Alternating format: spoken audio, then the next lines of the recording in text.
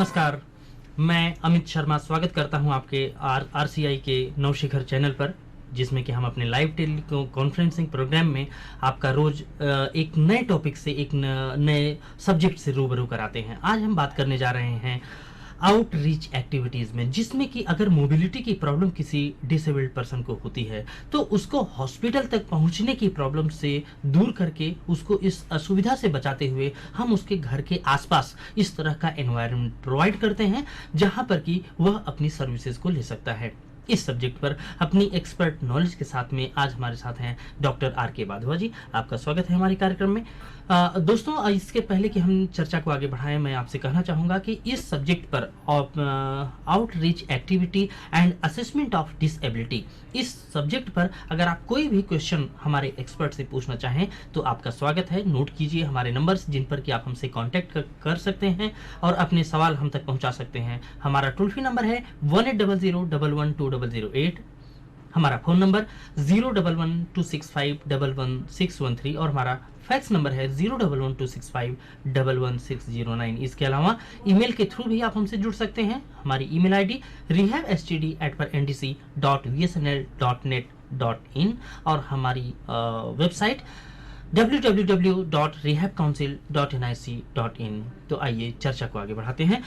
Sir, अभी हमने जो प्रोग्राम में जो अपना टॉपिक सिलेक्ट किया है, outreach activity and assessment of disability, किसी भी तरह की चाहे आउटरीच एक्टिविटीज़ को प्रोवाइड करना हो या असेसमेंट करना हो, सबसे पहले ये समझना ज़रूरी है कि डिसेबिलिटी होती क्या है, खास करके अपने इस सब्जेक्ट को ध्यान में रखते हुए।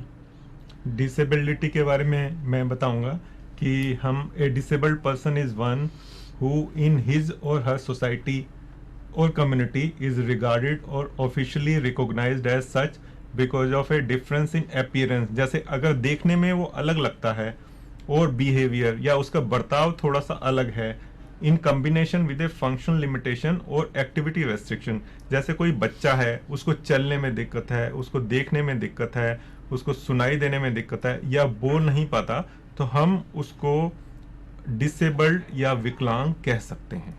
सर, आपने यहाँ पर अपीयरेंस और बिहेवियर दोनों टॉपिक को ऐड किया है। ये अपीयरेंस और बिहेवियर किस तरह से, थोड़ा सा इसको एक्सप्लेन करें।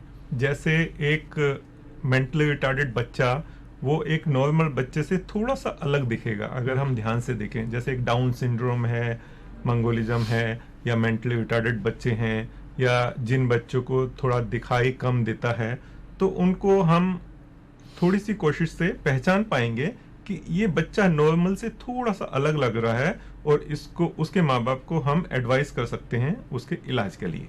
जी, तो दोस्तों, आपने देखा कि हमारे एक्सपर्ट का जो कहना है कि बच्चे के बिहेवियर या उसकी एक्टिविटीज या उसकी अपीयरेंस को देख करके हम इस बात को समझ सकते हैं कि बच्चे में किसी तरह की डिसेबिलिटी है। अब ये डिसेबिलिटी किस तरह की हो सकती है, कैसे इसको आइडेंटिफाई करेंगे, निश्चित रूप से ये काम एक एक्सपर्ट का होता है। तो आइए अपने एक्सपर्ट से इस बात को जानने की कोशिश करते हैं कि ये डिसेबिलिटी कैसे हम पहचानते हैं, इसका असेसमेंट किस तरह से करते हैं और किस तरह की आउटरीच एक्टिविटीज़ को ऐसे लोगों के लिए प्रोवाइड किया जा सकता है। जी सर। फंक्शनल लिमिटेशन में ये वाली चीज़ें आती हैं, जैसे चलने में दिक्कत, हाथ से काम करने में दिक्कत, अगर किसी बच्चे को या व्यक्ति को देखने में दिक्कत है, बोलने में दिक्कत है, सुनने में दिक्कत है, या उसकी सेंसेशन, स्किन में सेंसेशंस कम हो गई हैं, या एक बच्चा नॉर्मल बच्चे की तरह पढ़ने में स्लो है, तो उसमें भी, या उसको यादाश्त उसकी थोड़ी सी कम रहती है, या वो अपने घर वालों को, रिश्तेदारों को, दोस्तों को पहचान नहीं पाता, या उसको अगर दौरा पड़ता है, तो ये नॉर्मल से थोड़ा भिन्न है, अलग है, और उसको हमें कुछ एडवाइस, एक्सपर्ट एडवाइस देने की ज़रूरत है या उसकी डिसेबिलिटी पहचानने की ज़रूरत है। उसके अलावा जैसे पर्सनल केयर, जैसे एक नॉर्मल बच्चा एक उम्र के बाद अपने आप टॉयलेट चला जाता है, अपना हाथ मुंह धो लेता है, नहा लेता है, या अपने कपड़े पहन लेता है, कंघी कर लेता है, अगर इन चीज़ों में दिक्कत है तो भी हमें पहचानना चाहिए कि बच्चे में कोई प्रॉब्लम है। उसके बाद अगर उसको चल पाने में दिक्कत है, घर में या स्कूल जाने में, मार्केट जाने में, अगर वो बोल नहीं पाता, कम्युनिकेशन में दिक्कत आती है उसको, अगर स्कूल में पढ़ने में उसको दिक्कत है, या उसके मार्क्स नंबर कम आ रहे हैं, इसका मतलब वो स्लो लर्नर है, उसके मस्तिष्क में कोई प्रॉब्लम हो सकती है, या उसका बिहेवियर थोड़ा सा अलग है, तो भी हमें इसको जल्दी से पहचानना चाहिए ताकि हम उसका इलाज के लिए उसको एडवाइस कर पाएं। सर आपने जैसे यहाँ पर बताया डिफरेंट, जैसा कि एक नॉर्मल चाइल्ड से हम एक्सपेक्ट करते हैं कि एक बच्चा इतने ईयर्स का हो जाएगा तो अपनी इस तरह के डेली रूटीन के इस तरह की वर्क को सेल्फ अपने आप से करने के लिए एबल हो जाएगा। और इसके साथ में ही आपने एजुकेशन से जुड़े हुए पॉइंट्स को भी रेज किया, जहाँ पर कि एक कॉमन बच्चा जिस तरह से परफॉर्मेंस दे रहा है, एक अदर बच्चा अगर उस तरह की परफॉर्मेंस नहीं दे रहा है तो कहीं इस बात के इंडिकेशन हो सकते हैं कि बच्चा स्लो लर्नर है, या उसके माइंड में अपेक्षित जितनी डेवलपमेंट हम उम्मीद करते हैं उतनी नहीं हो पाई है। जब इस बात को हम समझ लेते हैं तो कैसे ऐसे लोगों को रिहैबिलिटेट किया जाता है, कैसे इन लोगों को इस तरह से हम सक्षम बना सकते हैं जिससे कि वे भी नॉर्मल लोगों की तरह से एक सम्मान भरी जिंदगी आगे चल करके जी सकें। आपने बिल्कुल ठीक कहा। जो विकलांगता या डिसेबिलिटी है, इसको हम जन्म पे पकड़ सकते हैं। जैसे अगर पैदा होते हुए अगर नॉर्मल बच्चा रोता है, अगर वो नहीं रोया, उसको सांस आने में दिक्कत है, अगर उसका वेट बहुत कम है, या डिलीवरी में किसी तरह की कोई दिक्कत है, तो हम एक्सपेक्ट करते हैं कि उसको बचपन में किसी न किसी तरह की कोई दिक्कत आ सकती है। अगर उस टाइम उस समय पर हम इसको नहीं पकड़ पाते तो जो माँ बाप हैं, परिवार के सदस्य हैं, वो नॉर्मल डेवलपमेंट नहीं हो रहा बच्चे का तो भी पकड़ सकते हैं उसको। अगर वहां से भी नहीं पहचान पाए हम, तो स्कूल में टीचर्स पता कर सकते हैं कि ये बच्चा स्लो है, ये डिफरेंट है, और माँ बाप को बुला के बता सकते हैं, जो फिर किसी डॉक्टर या अस्पताल में इसका डायग्नोसिस करा सकते हैं और उसको रिहेबिलिटेशन करने की कोशिश कर सकते हैं। आए हम जाने कि रिहेबिलिटेशन क्या होता है। रिहेबिलिटेशन में हम it is to restore a person's dignity and or legal status. The scope of term has changed over last 25 years through different phases. Now इसकी definition अगर हम देखें तो it is combined, rehabilitation is combined and coordinated use of medical, social, educational and vocational measures for training or retraining the individual or the disabled to the highest level of functional activity. Sir आपने यहाँ पर जो definition यहाँ पर rehabilitation की बताई है, उसमें एक चीज़ मैं पढ़ रहा था और बड़ी अच्छी लगी कि उसमें आपने डिग्निटी वर्ड को भी ऐड किया है। ये किस तरह से, थोड़ा सा इसको एक्सप्लेन करें। ये थोड़ा सा स्वाभिमान और आत्मसम्मान ऐसे लोगों को प्रोवाइड करना, ये किस तरह से ज़्यादा इम्पोर्टेंट हो सकता है। डिसेबल्ड पर्सन्स या बच्चों को हमारे परिवार में, अपने परिवारों में, समाज में या स्कूल में एक नीचे देखा जाता है कि ये डिसेबल्ड है, इसके साथ हम नहीं खेलेंगे, ये डिसेबल्ड है, इसको हम अपने सोसाइटी में इंटीग्रेशन में उसको दिक्कत आती है। कहीं ना कहीं पेरेंट्स भी इस बात को फील करते हैं, अपने आप को शर्मिंदा टाइप में फील करते हैं कि हम किसी तरह का सोशल एक्टिविटी है, कल्चरल एक्टिविटी है, तो ऐसे बच्चों को घर पे ही बिठा देते हैं कि आप यहीं पर बैठे रहिए, हम वहां से होकर के लौट करके आते हैं। तो इस तरह का जो एक सोशल अवेयरनेस हमारे अंदर नहीं है, हमारा जो एक कहें कि ऐसे लोगों को सोशली एक्सेप्टेड करने के लिए जो अवेयरनेस होनी चाहिए वो हमारे अंदर नहीं है। अमित जी, आपने बिल्कुल ठीक कहा। ऐसे बच्चों को अक्सर नेग्लेक्ट किया जाता है, not only by the society but by the parents, by the friends, by the school. तो हमें हर लेवल पे कोशिश करनी चाहिए उसको रिहेबिलिटेट करने की और इंटीग्रेट करने की सोसाइटी में, समाज में, ताकि वो एक इज्जत की जिंदगी जी पाए। उनको कभी ये ना लगे कि हम किसी से किसी वजह से कम हैं और किसी तरह से अलग हैं। अगर ऐसा होता है तो उनके अंदर कभी कभी डिप्रेशन की फीलिंग्स उभर आती हैं और जिसका कि एक निगेटिव इफेक्ट हमको देखने को मिलता है। बिल्कुल ठीक कहा। उनमें लो एस्टीम होता है जी, लो सेल्फ कॉन्फिडेंस होता है, तो हमें वो वाला एस्पेक्ट भी उनका देखना है और उसको भी ठीक करने की कोशिश करनी चाहिए कहीं ना कहीं। और जैसा कि दोस्तों आप देखते हैं हमारे प्रोग्राम्स में अक्सर एक्सपर्ट्स इस बात को एडवाइस करते रहते हैं कि ऐसे बच्चों का जो एक्सपोजर होना चाहिए सोसाइटी में, अपने आसपास के जो वातावरण है जहाँ पर किसी तरह के, किसी भी तरह की, चाहे वो कल्चरल एक्टिविटी हो रही है, सोशल एक्टिविटी हो रही हो, कहीं और भी इस तरह की एक्टिविटीज जिसमें कि आप एक सफिशिएंट एबिलिटी के साथ में बच्चों का अगर इंडल्ज कर सकते हैं, उनके साथ एक्टिवेट उनको कर सकते हैं, किसी तरह से उनका फंक्शन उसमें आप रोल उनको निभाने के लिए अगर दे सकते हैं तो ये बहुत ही बेहतर होता है। उनका जो ये एक्सपोजर होता है वो कहीं ना कहीं उनके अंदर आत्मसम्मान तो पैदा करता ही है, उनके सीखने और समझने की क्षमता को भी बढ़ाने की तरफ काफ़ी मददगार होता है। जी सर। बिल्कुल आपने ठीक कहा। तो हम आगे बढ़ें, इसमें प्रोफेशनल्स को जल्दी से जल्दी कोशिश करनी चाहिए डिसेबिलिटी को डिटेक्ट करने की, ताकि उसका जल्दी से इलाज कर पाए हम। Rehabilitation programmes in the industrialised countries started very early, including a wide range of interventions, means ilaj aimed at changing or adapting the environment. Today, these adaptations in the physical environments for each individual as well as general changes are considered an integral part of rehabilitation. तो 1981 में manifesto of disabled peoples intervention आया, तो उसमें कहा गया equalisation of opportunities, कि जो normal आदमी को, व्यक्ति को अपॉर्चुनिटीज मिलती हैं वो डिसेबल्ड को भी मिलनी चाहिए. It means the process through which the general system of society such as physical environment, housing, transportation, social and health services, educational and work opportunities, cultural and social life, including sports and recreational facilities, are made accessible to all, including disabled persons. This involves the removal of all barriers to full participation of disabled persons in all these areas, thus enabling us to reach a quality of life equal to that of others. Now, equal opportunities to and distribution of resources, new economic order, health for all, education for all, efforts to promote and protect the human rights of disabled people are seen as one of the cornerstones of strategy of community-based rehabilitation, that is CBR. Now, all interventions or training should be provided for disabled individuals. All changes, adaptations in his or her own local physical environment. All general changes needed in the environment in order to diminish or eliminate barriers for disabled persons. Equalization of opportunities provided on the basis of integration, and there should be promotion and protection of human rights of disabled persons.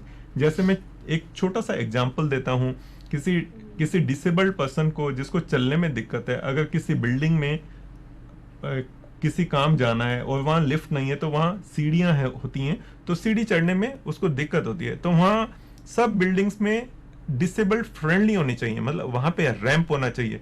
अगर कोई patient wheelchair पे है और उसको हमें ऊपर की मंजिल पे ले जाना है, तो वो व्हीलचेयर सीढ़ियों से नहीं जा सकती, उसके लिए हमें रैंप प्रोवाइड करना चाहिए, ताकि वो उस मंजिल पे जाकर वो अपना काम कर पाए या करा पाए. तो ये बहुत ही जरूरी है कि बिल्डिंग्स और हमारा इंफ्रास्ट्रक्चर, सर्विसेज डिसेबल्ड फ्रेंडली होनी चाहिए.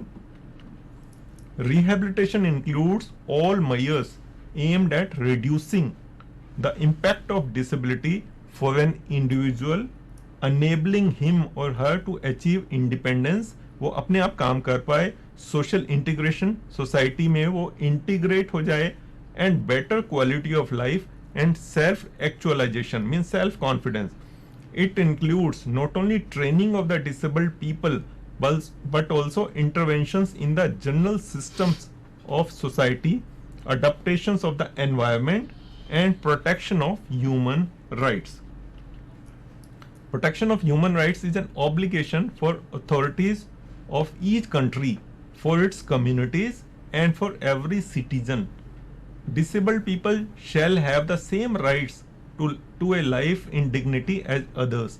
Special attention should be given to ensure access to health and social services. Means जैसे कोई disabled person हॉस्पिटल जाना चाहे, तो वो उसके घर के आसपास, कम्युनिटी के आसपास अवेलेबल होना चाहिए और वो वहां तक पहुंच पाए.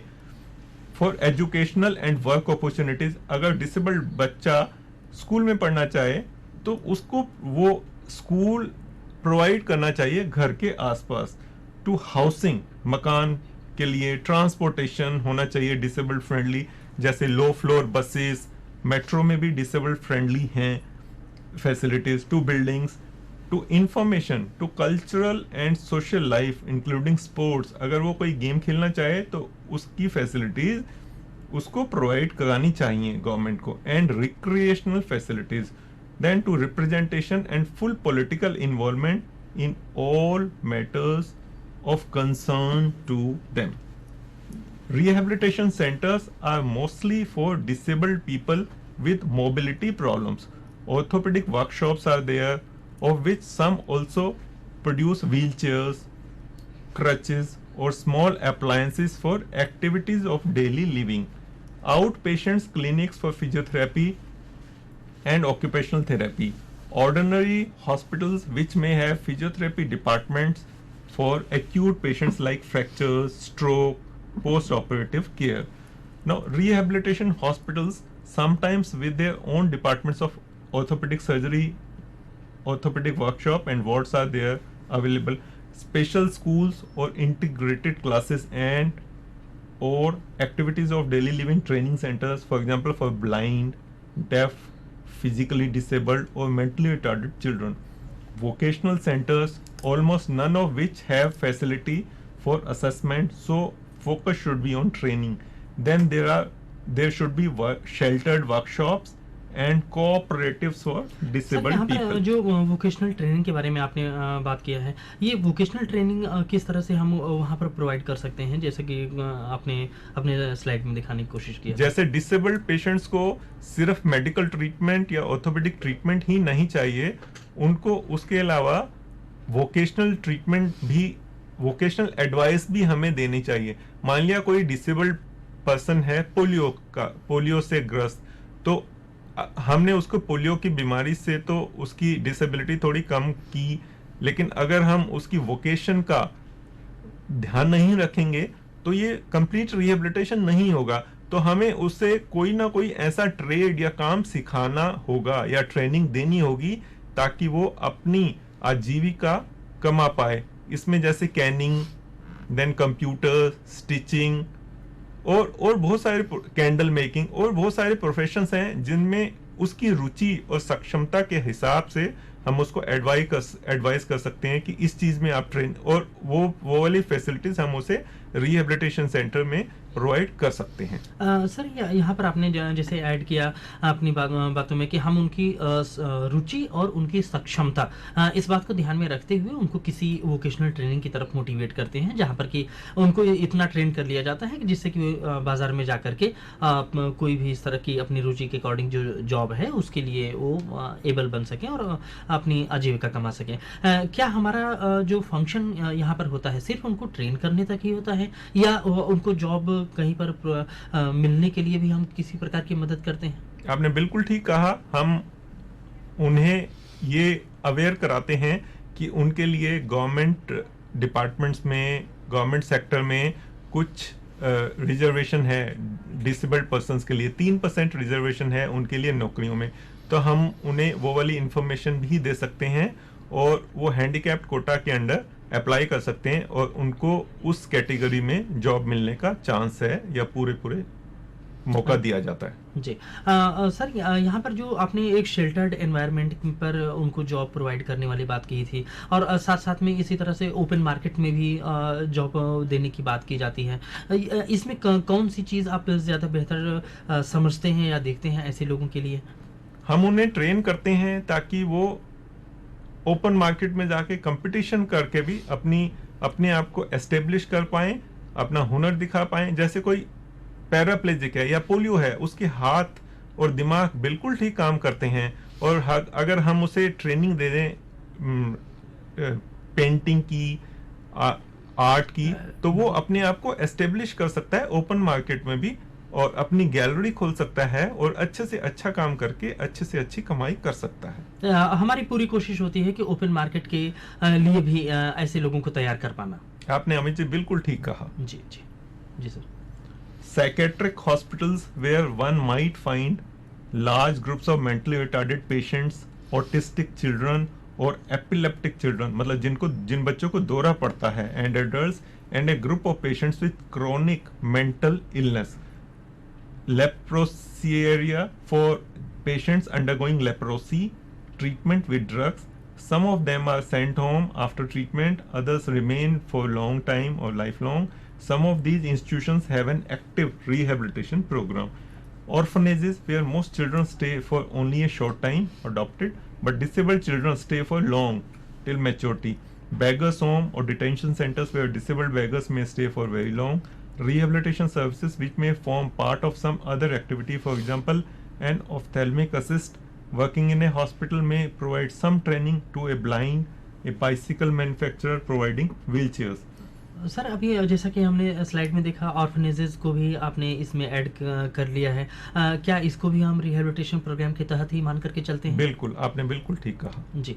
इसमें ये किस तरह से डिफरेंस आपने दिखाने की कोशिश किया था कि एक में टिल मैच्योरिटी हम रखते हैं और इस एक में कैटेगरी में जिसमें कि कम एज तक ही बच्चों को रखा जाता है?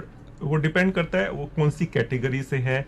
ब्लाइंड, विजुअली हैंडीकैप्ड है, मेंटली हैंडीकैप्ड है, लोकोमोटर डिसेबिलिटी है, या हियरिंग और स्पीच प्रॉब्लम है, और उसमें भी उसको कितना ज्यादा है, कम डिसेबिलिटी या बहुत ज्यादा डिसेबिलिटी। आपने इसमें कुछ चीज़ें बताया जहाँ पर कि कुछ पेशेंट्स ऐसे भी होते हैं जिनको रिहैबिलिटेशन प्रोग्राम के तहत में हम लाइफ लॉन्ग भी उनको लेकर के चलते हैं। यस, बिल्कुल। कुछ ऐसे हैं जिनको जो अपना केयर नहीं कर पाते, जैसे cerebral palsy, CP, spastic children, अगर उनके घर में पेरेंट्स नहीं है या उनकी डेथ हो गई है और घर में कोई देखने वाला नहीं है, तो या और भी कैटेगरी हैं डिसेबल्ड की जिनको हम लाइफ लॉन्ग टर्म और लाइफ लॉन्ग केयर देने की कोशिश कर सकते हैं। Charity factors are there, then the attitude and policies concerning financing, these are factors which should be considered. The transfer of technology and type of professions, vested commercial interest, and then problems related to service delivery.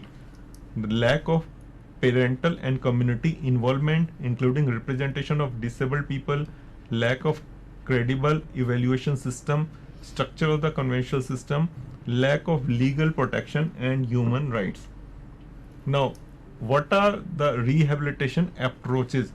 मतलब हम disabled patients को कैसे कैसे rehabilitation कर सकते हैं, उसके लिए अलग मॉडल्स हैं, जैसे इंस्टीट्यूशनल बेस्ड रिहेबिलिटेशन IBR।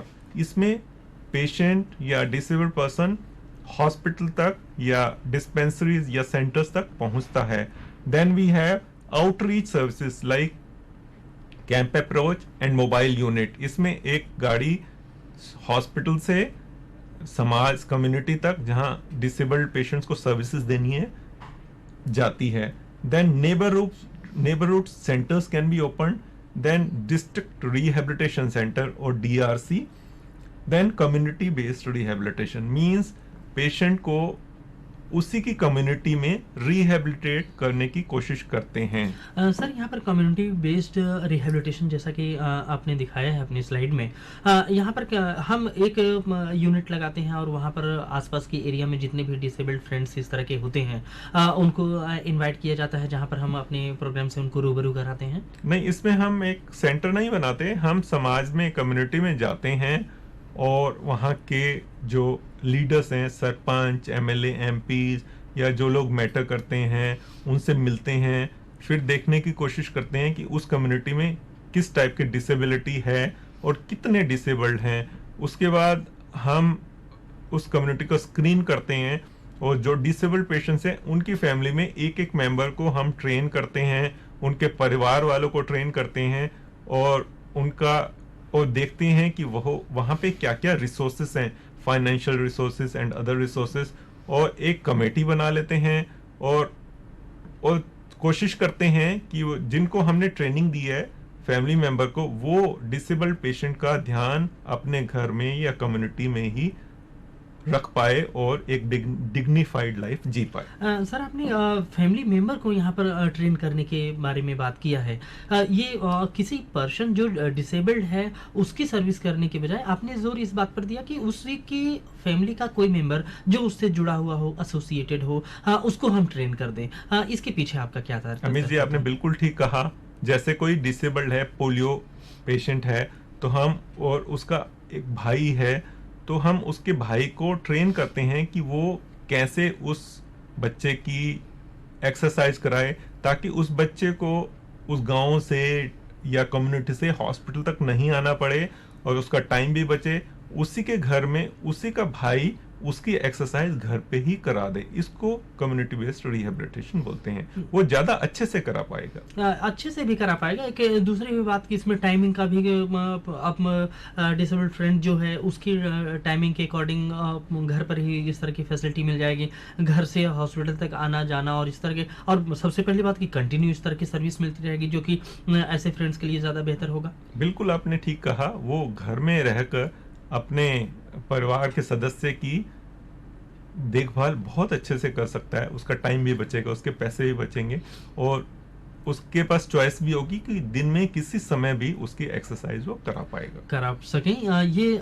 दोस्तों आपने देखा जैसा कि हमारे एक्सपर्ट आर के वाधवा जी आप इस बात को बता रहे हैं कि कम्युनिटी में जब इस तरह के प्रोग्राम्स ऑर्गेनाइज किए जाते हैं तो उनका एक कंसर्न ये भी होता है कि जो डिसेबल्ड पर्सन है उनकी फैमिली से एसोसिएटेड एक ऐसे मेंबर को ट्रेन कर सकें, थोड़ी सी बेसिक टेक्निक्स उनको बता सकें जिससे कि किस तरह की एक्सरसाइजेज उनको करानी है, किस तरह की उनकी डेली रूटीन मैनेज करना है, किस तरह से ऐसे लोगों को थोड़ा सा ट्रेन करना चाहिए जिससे कि वे अपनी डेली रूटीन की जो ज़रूरतें हैं, उस तरह की एक्टिविटीज़ हैं उसको बेहतर ढंग से परफॉर्म कर सके। इसके पीछे टोटल उद्देश्य सिर्फ यही है कि ऐसे डिसेबल्ड फ्रेंड्स को हॉस्पिटल तक आने जाने का जो बार बार का एक उनके लिए परेशानी भरा सबब होता है, इसको कम किया जा सके, इसको दूर किया जा सके। इस पर और कौन से अच्छे पॉइंट्स हो सकते हैं जो कि ऐसे डिसेबल्ड फ्रेंड्स को और ज़्यादा मदद दे सकते हैं, इसको जानने की कोशिश करेंगे एक छोटे से ब्रेक के बाद।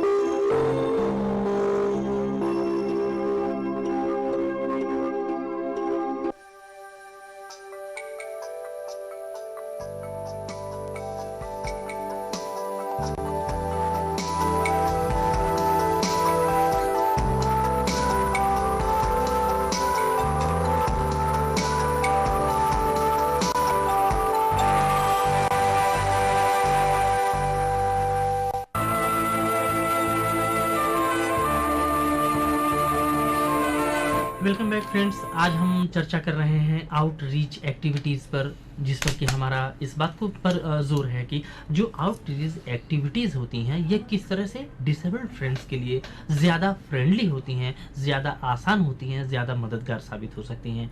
इस सब्जेक्ट पर मिस्टर आर के वाधवा जी हमको अपनी एक्सपर्ट नॉलेज के साथ में हमको बता रहे हैं कि किस तरह से जो हमारी आउटरीच एक्टिविटीज़ होती हैं ये किस तरह से इम्पॉर्टेंट हो सकती हैं। हम चर्चा को फिर आगे बढ़ाएंगे। इसके पहले मैं एक बार आपसे कहना चाहूँगा कि अगर आप हमारे एक्सपर्ट डॉक्टर आर के वाधवा जी से इस सब्जेक्ट से जुड़ा हुआ कोई भी सवाल करना चाहें, कोई भी सुझाव देना चाहें अपना इस प्रोग्राम से रिलेटेड, इस सब्जेक्ट से रिलेटेड, तो आप हमसे कांटेक्ट कर सकते हैं हमारे टोल फ्री नंबर 1800112008 पर, हमारा फ़ोन नंबर 01126511613 और हमारा फैक्स नंबर 01126511609।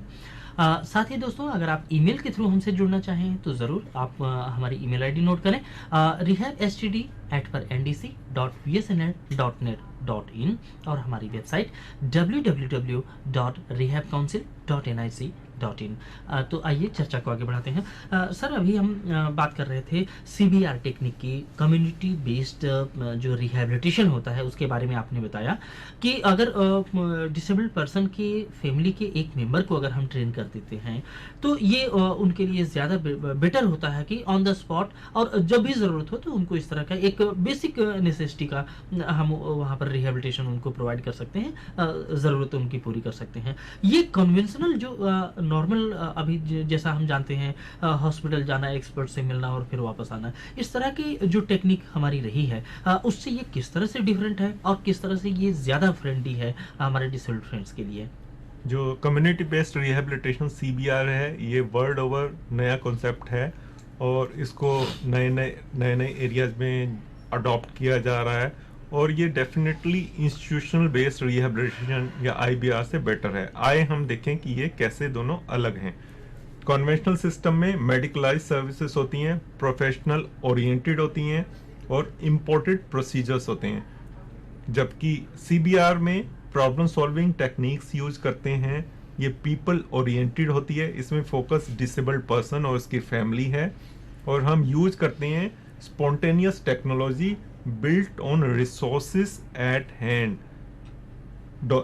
कन्वेंशनल सिस्टम में there is dominance of formal highly structured training systems, जबकि CBR में there is emphasis on informal training systems.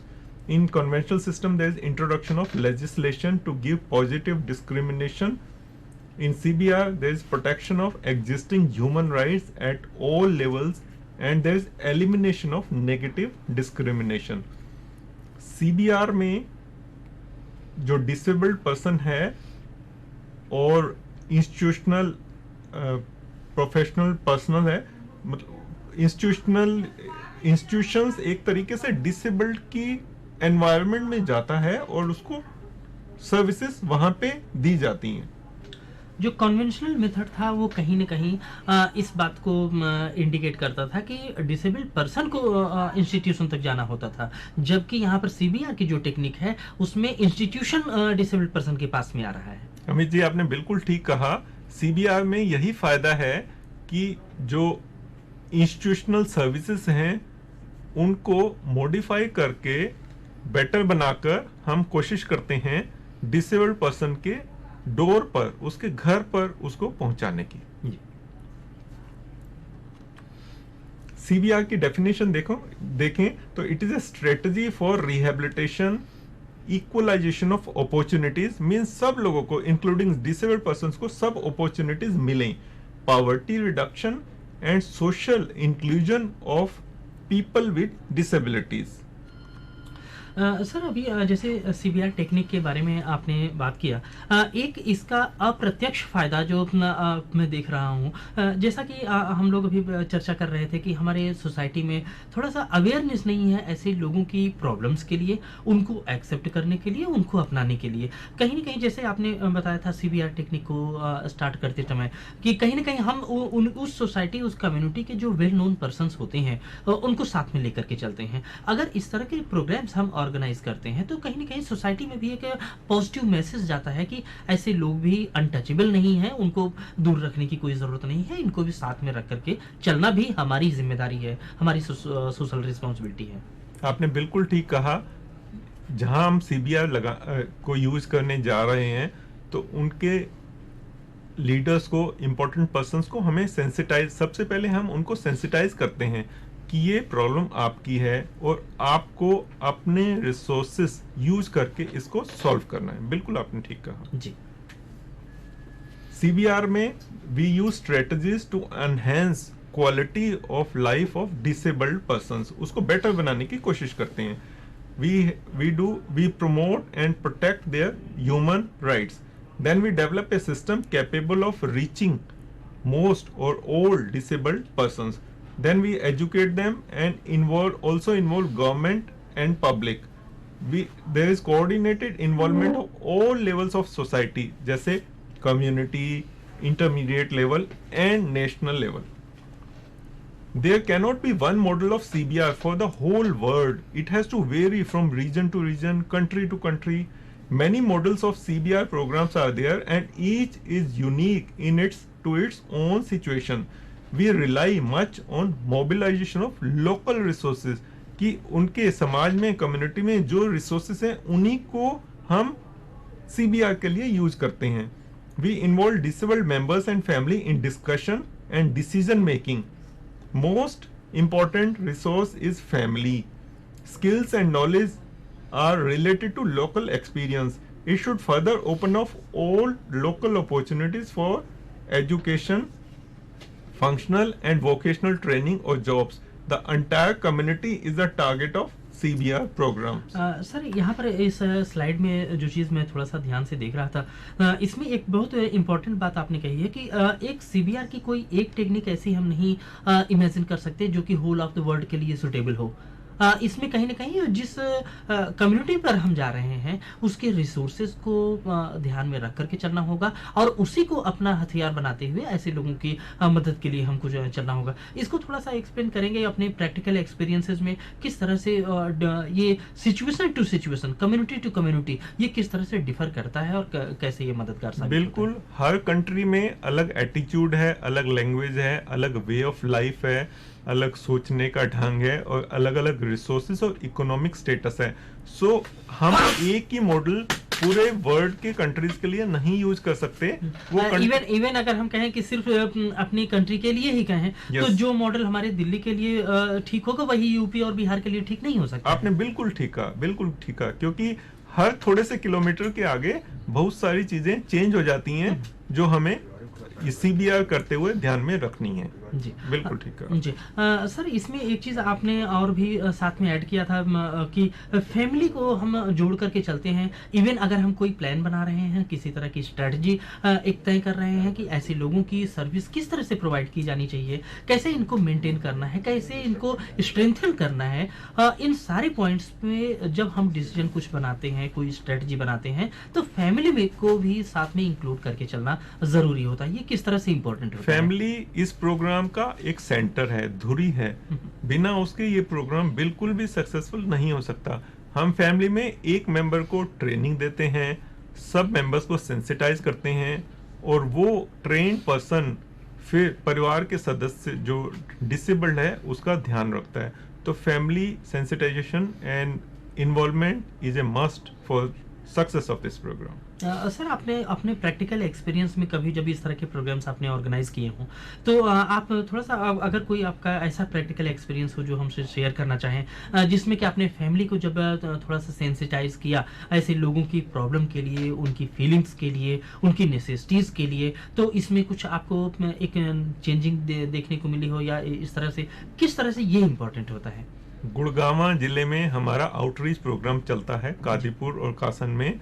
तो हम एज ए टीम वहाँ जाते हैं, समाज में जाते हैं, वहाँ पे जो लोकल लीडर्स हैं उनसे बात करते हैं, डिसेबल्ड लोगों को सेलेक्ट करते हैं, समाज का स्क्रीनिंग करते हैं और उसमें कम्युनिटी बेस्ड रिहेबिलिटेशन देने की या उस स्ट्रेटजी को अप्लाई करने की कोशिश करते हैं। और हमने पाया है कि फैमिली को सेंटर बना के लेके चलने से सीबीआर काफी सक्सेसफुल रहता है। आपने उस अप्रोच में भी चेंजिंग देखा, जिसमें कि कहीं ना कहीं ऐसे लोगों को फैमिली के पर्सन ही कहीं ना कहीं नेग्लेक्ट करते थे, या उनको ज्यादा सुरक्षा देने के भाव से ही। कभी कभी ऐसा भी होता है कि हम बहुत ज्यादा सुरक्षित नहीं, इसके साथ में प्रॉब्लम है, इसको बेड पर ही रहने दो, इसको घर पर ही रहने दो।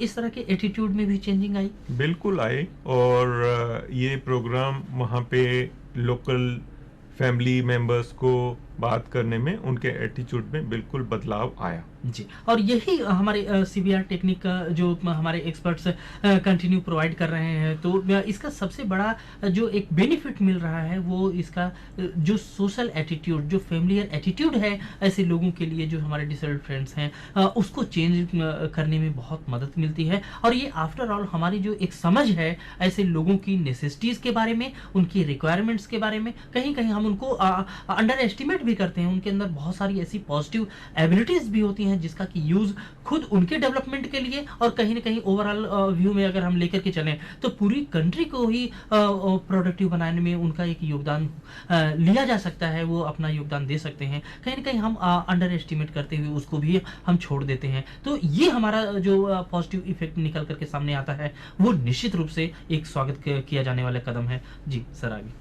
सीबीआर के एलिमेंट्स हैं हेल्थ, हम हेल्थ का ध्यान रखते हैं, education, livelihood, that is vocational rehabilitation, empowerment of disabled persons and the family, then social integration. Health में हम प्रोमोटिव हेल्थ ध्यान देते हैं, preventive, curative, rehabilitative and assistive devices. Education में हम लोग early childhood development, non formal education जो बच्चे को घर में माँ बाप और दादा दादी से दी जाती है या परिवार के सदस्यों से दी जाती है, उसके बाद formal school, formal education, then higher education and then special transitory education. Livelihood में skill development, income generating activities, access to financial services, open employment, economic contribution and special protection. Social rehabilitation में legal protections, disabled people organizations are there, then social mobilization, political empowerment, language and communication। तो ये सारे aspect CBR में बहुत ही important हैं। Then in empowerment we take help of self help groups, culture and religion, sports and लेयर, relationships, marriage, family and personal assistance. CBR delivery system, आए हम देखें कि हम इसको कैसे डिलीवर करते हैं। Disabled person is there, then उसके परिवार से हम एक मेंबर को ट्रेन करते हैं, उसको फैमिली ट्रेनर बोलते हैं। Then community worker, local supervisor and others, एक समाज में, कम्युनिटी में भी हम एक वर्कर को ट्रेन करते हैं। Then there are professionals at district level, means जिला लेवल पे। Then personnels in referral facilities, मान लिया किसी मरीज की प्रॉब्लम या डिसेबल्ड आदमी की प्रॉब्लम गांव में, टाउन में या डिस्ट्रिक्ट में नहीं सॉल्व कर पाते, तो हम उसको रेफर कर देते हैं हायर सेंटर्स पे, जैसे डिस्ट्रिक्ट हॉस्पिटल्स या medical college eight state level. National level specialists for services are not available everywhere। हम दोबारा आते हैं approaches to service delivery. CBR हम कैसे डिलीवर करते हैं और कन्वेंशनल सिस्टम और सीबीआर सिस्टम में क्या फर्क है। In conventional system supply is generated, in CBR needs are generated. Conventional delivered system is delivered by outsiders, while in CBR it is at multiple levels, means first family trainer, then community trainer, then district level, then national level. Conventional is single level, while CBR is at multiple levels. Centralized services in institutions or as outreach programs. In CBR starting point in the community, referral services are seen as complementary. Then conventional is single sector, CBR is multiple sector. In conventional system there are it is separate from other community development programs, means there is no integration between human rights, poverty alleviation, while in CBR it is integrated in other community development programs also. Now, what is CBR? It is a focused community development program in the field of disability prevention and rehabilitation. This approach enables community members to obtain a better understanding of disability issues so that they will or they can provide positive environments for and improve the quality of life of people with disabilities. CBR is a cost effective way of achieving equality and full participation of people with disabilities within their own families and communities. It is a strategy within the community development for the rehabilitation, equalization of opportunities, social integration of all people with disabilities. It is implemented through combined efforts of disabled people themselves, their families, and community, and the appropriate health, educational, social, and vocational services. Now, this strategy was developed by WHO and in 1978 after Alma Ata Declaration. Now, it stated that comprehensive primary health care should include promotive, preventive, curative, and rehabilitation care. Now, to ensure that people with disability are able to maximize their physical and mental abilities to have access to regular services and equal opportunities to achieve full social integration within their communities by utilizing community resources in terms of manpower, that is adult disabled, their families and the community, material, that is local, which should be local and indigenous, and money is provided by the community, contribution of community members. CBR term is used for situations where resources of rehabilitation are available. The community health worker who had undergone training in CBR is called community rehabilitation worker. CRW identifies people with disability, provides basic information or knowledge about self-care, mobility, and communication. On the social aspect, community-based rehabilitation promotes the right of PWD, that is people with disability, to live within their community, to enjoy health and well-being in the society, and to fully participate in educational, social, cultural, religious, economic, and political activities. There is transfer. CBR requires upon government to transfer of knowledge about disabilities and skills in basic rehabilitation measures to persons with disability, their family, and the community. Community involvement in planning, decision making, and evaluation of the program. Coordinated referral services at village, block, district, provincial, and institutional level for complicated problems that cannot be solved at peripheral level. These centers also provide training and supervision of personnel at all levels. It is a multi-sectoral approach to provide necessary services. There is joint planning of rehabilitation at all levels.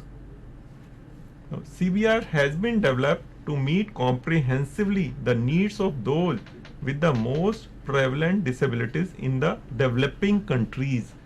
These are difficulty in seeing, that is visual disability, difficulty in hearing or speaking, difficulties in moving, that is locomotor or orthopedic disability, then difficulties in learning, that is mental retardation, loss of sensation, fits, strange behavior, or a combination of these disabilities. Now, how to achieve it? It provides within a phased time-bound program a well-dispersed network of comprehensive primary healthcare services. Link with rural rehabilitation centers and health education approach.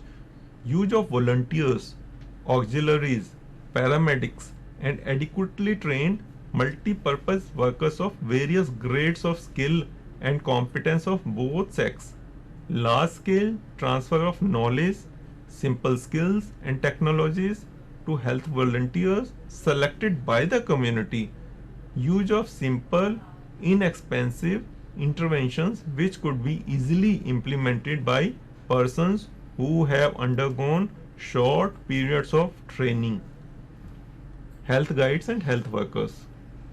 Now, Ministry of Health and Family Welfare is there, Directorate General of Health Services. Now, then central or regional level, state level, medical colleges are there. Then at district level, there are district hospitals. In block level, there are block level. There we have MRT, that is multi rehab therapist. At PSC, that is primary health service centers level, we have MLRW. At village level, we have local supervisor or and family trainer. This is the hierarchy of community-based rehabilitation. Then how to monitor at state level, district level, CSC level, PSC level and village level.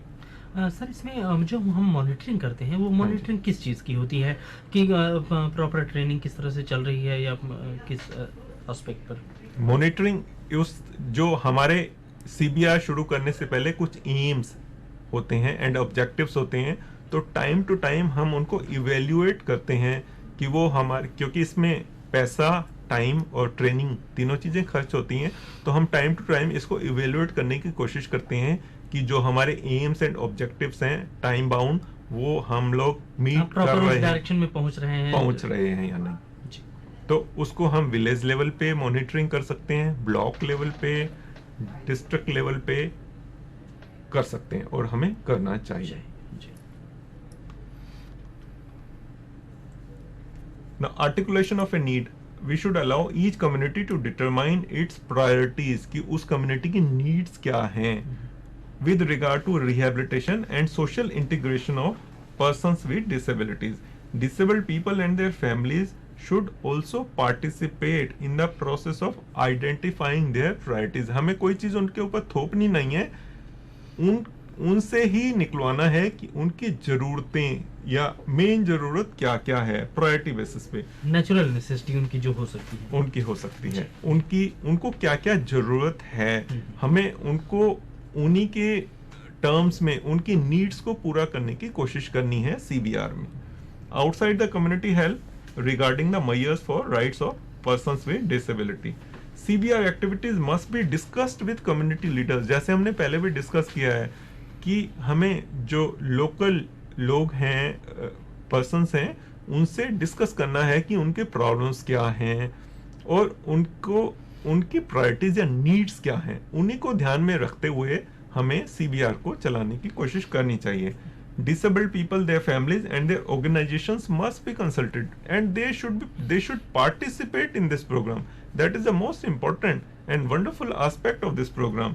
Now, availability of support from outside the community in the form of government policy to promote community efforts in favor of persons with disability. Now, sustainability of CBR program की एक सब community में हमने CBR programme चलाया, वो आगे चल पाएगा या नहीं, ये डिपेंड करता है articulation of the needs, response from within the community indicating readiness to meet their need. Community should come out with their needs and they should accept the program, they should participate in the program. It is their program for their own welfare. Availability of support from outside the community in the form of government schemes. If any of these factors is missing, then CBR may fail. Then CBR workers at many levels and involve lot of people in the local community. It involves head local community, religious leaders, school teachers, health workers, health centers, women's group, local social organization, and trade people. In district, it should involve district government and religious leaders, district newspaper and radio, staff from hospital, schools, and NGOs, business social organization. In the provincial level, it should include provincial or state heads and policy makers, health involving health, labor. Then in education, it should involve social affairs, information, transportation, specialty hospitals, trade unions, and rehabilitation specialists. In that, at the national level, ministers and policymakers in health and labor, in education, social affair, information, transportation, legal experts, television, radio, press, international help groups for people with disabilities, academics, and training programs for rehabilitation workers. यहाँ पर हमने किसी भी step में देखा कि जहाँ पर कि लोकल कम्युनिटी हो चाहे डिस्ट्रिक्ट लेवल पर, उस लेवल से रिलेटेड जितने भी मोस्ट इम्पॉर्टेंट पीपल होते हैं या मोस्ट इम्पॉर्टेंट जो फैक्टर्स या हमारे इस टारगेट को अचीव करने में हेल्प कर सकते हैं, सबको हमको साथ में लेकर के चलना होगा। जी। आपने बिल्कुल ठीक कहा। जैसे एक डिसेबल्ड बच्चे की नीड है, उसकी मदर आके हमें बोलती है कि हमें इसको पढ़ाना है, लेकिन स्कूल वाले इसको एडमिशन नहीं कर रहे हैं, तो हमें स्कूल्स में जाके प्रिंसिपल, हेडमास्टर या टीचर्स से मिलना है और उनको सेंसिटाइज करना है कि इस बच्चे की जरूरत है इसको पढ़ाना, और हमें उससे वैसे ही पढ़ाने की अपॉर्चुनिटीज देनी चाहिए जैसे हम एक नॉर्मल बच्चे को या नॉर्मल बच्चों को पढ़ाने की कोशिश करते हैं, क्योंकि ये उस बच्चे का अधिकार है। दोस्तों, यहाँ पर आपने देखा कि हमारे एक्सपर्ट डॉक्टर वाधवा जी हमको बता रहे हैं कि किस तरह से डिसेबल्ड फ्रेंड्स की जो अपनी नेसेसिटीज हैं उनको समझने की कोशिश हमको करनी पड़ेगी, और जिस भी लेवल पर हम अपनी टेक्निक को यूज करने जा रहे हैं उस स्तर पर जितने भी मोस्ट इम्पॉर्टेंट फैक्टर्स जो कि कहीं ना कहीं हमारे टारगेट को अचीव करने में अपना सपोर्ट दे सकते हैं, उनको हमको साथ में लेकर के चलना चाहिए, जिससे कि हम अपने रियल ऑब्जेक्टिव तक पहुंच सके। अभी एक छोटा सा ब्रेक लेते हैं, ब्रेक के बाद में इस चर्चा को जारी रखेंगे।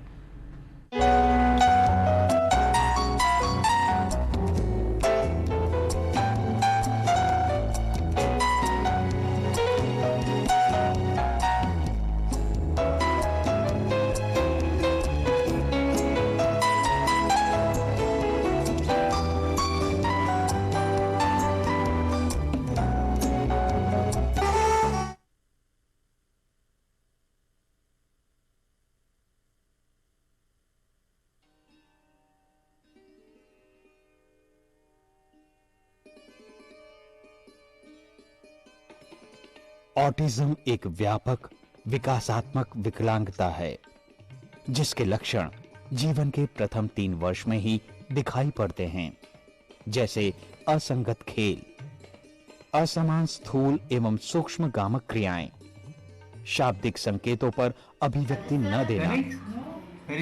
देखो, ओपन योर आईज, ओपन करो, ओपन करके ओपन।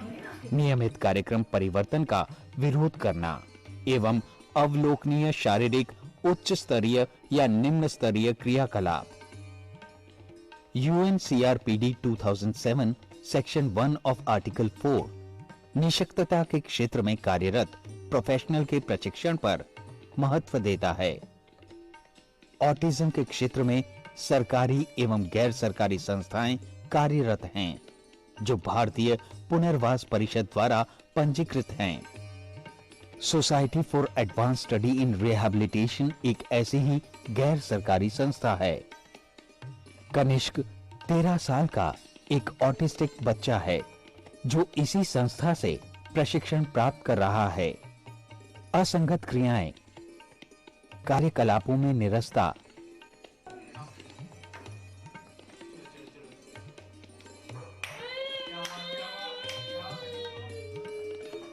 असमान स्थूल एवं सूक्ष्म गामक क्रियाएं जैसे बॉडी रॉकिंग और फिंगर रिगलिंग उसमें देखी जा सकती है। उसे मैचिंग और पेस्टिंग, पॉइंटिंग जैसी क्रियाएं सिखाई जाती हैं। Very good. Glass, where is the glass? जो खाली बैग है। Glass, very good. कप को टच करो जल्दी से। कप को, where is the cup? Very good. Cup में क्या करता है कनिष्क? टी पीता है। चलो glass, where is the glass?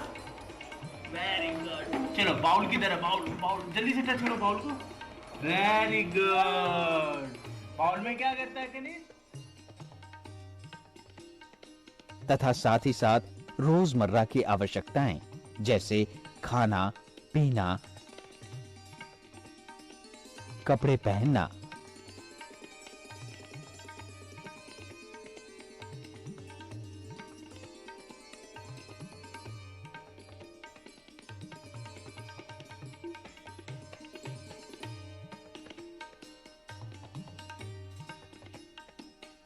और व्यायाम संबंधी प्रशिक्षण दिया जाता है। ऑटिस्टिक बच्चों को भिन्न भिन्न प्रकार की कार्यविधियां उनके स्तर के अनुसार सिखाई जाती हैं। जैसे कुछ बच्चों के लिए colouring with in one area, matching and identification, fine motor skills, I hand coordination, concept of vegetables, fruits, body parts, colours पर जोर दिया जाता है तथा कुछ को प्रश्न पढ़ के उत्तर देने में और रोजमर्रा की आवश्यकताओं को पूरा करने में सक्षम बनाया जाता है। इसके अलावा राइम्स, डांसिंग, सिंगिंग द्वारा लेजर एंड रिक्रिएशनल एक्टिविटीज में भाग लेने के लिए प्रोत्साहित किया जाता है। इन सभी कार्यकलापों एवं प्रशिक्षण का एकमात्र उद्देश्य उन्हें स्वनिर्भर बनाना है, ताकि ये डगमगाते पांव सक्षम बन जीवन के एक एक पायदान पर दृढ़ता से आगे बढ़ें और अपनी मंजिल को पा लें। एक तारा टिमटिमाता, उसने आकाश को छू लिया। एक लौ जली कहीं, उसने अंधकार को मिटा दिया।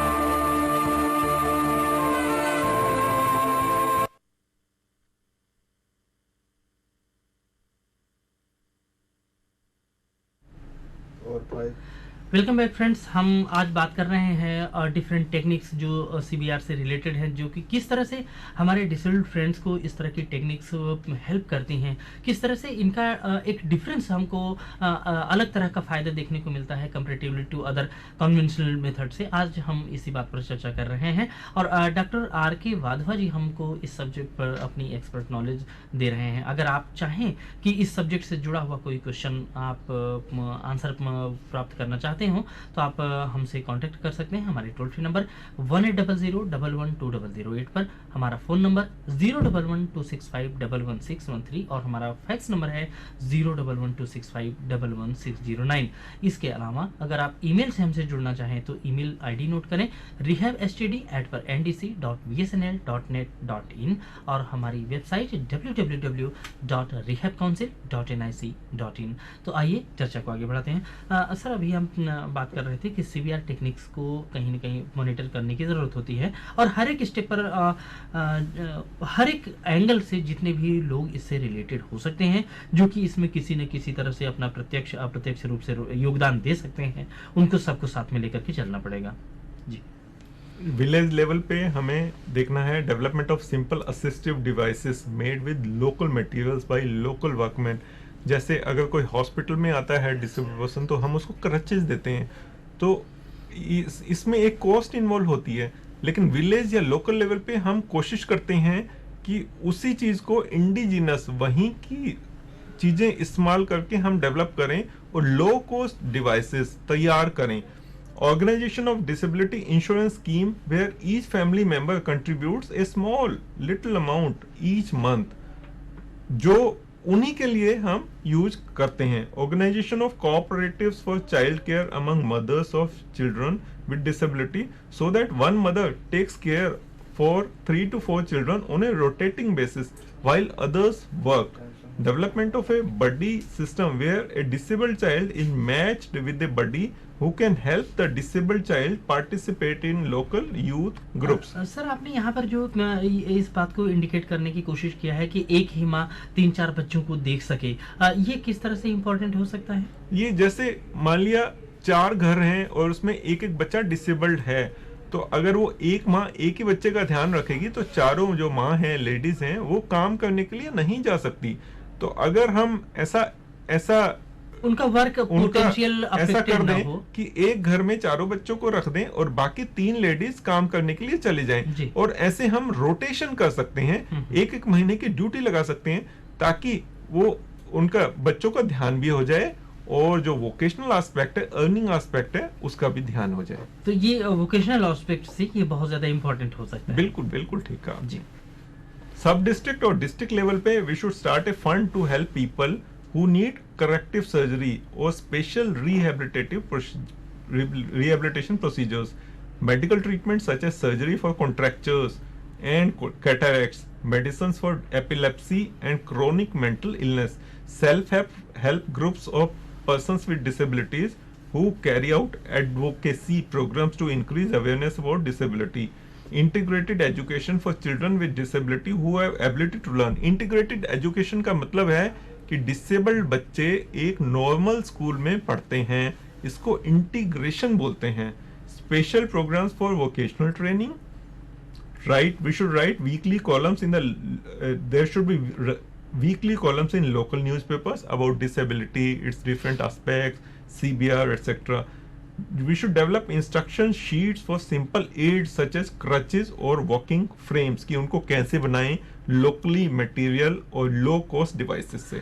सर आपने इसमें लोकल न्यूज़पेपर्स की भूमिका लिखी है, ये थोड़ा सा इलेबोरेट करें कि ये लोकल पेपर्स ऐसे प्रोग्राम्स को किस तरह से सक्सेसफुल बना सकते हैं या इनकी भूमिका क्या हो सकती है? एक छोटे छोटे आर्टिकल्स दे सकते हैं हम लोकल न्यूज़पेपर्स में, ताकि जो भी व्यक्ति समाज का उसको पढ़े, उसको डिसेबिलिटी के बारे में, उसको कैसे रोकना है, उसका इलाज कैसे करना है, CBR क्या है, इसके बारे में उनको अवेयरनेस हो जाए. या हम कभी कभी लोकल एक्सपीरियंसेस भी दे सकते हैं. जैसे एक पर्टिकुलर कम्युनिटी में CBR बहुत अच्छा चल रहा है, तो वहाँ के लोगों के जो एक्सपीरियंसेस हैं उनको हम न्यूज़पेपर्स में दे सकते हैं, ताकि same strategy, same ideas can be used in different communities, other areas also. Ji.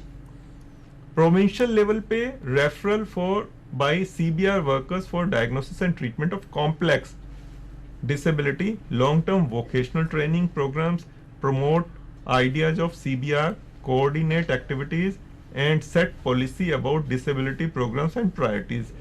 Sponsored special training for CBR workers using technical experts, income generation, education, rehabilitation, and community development.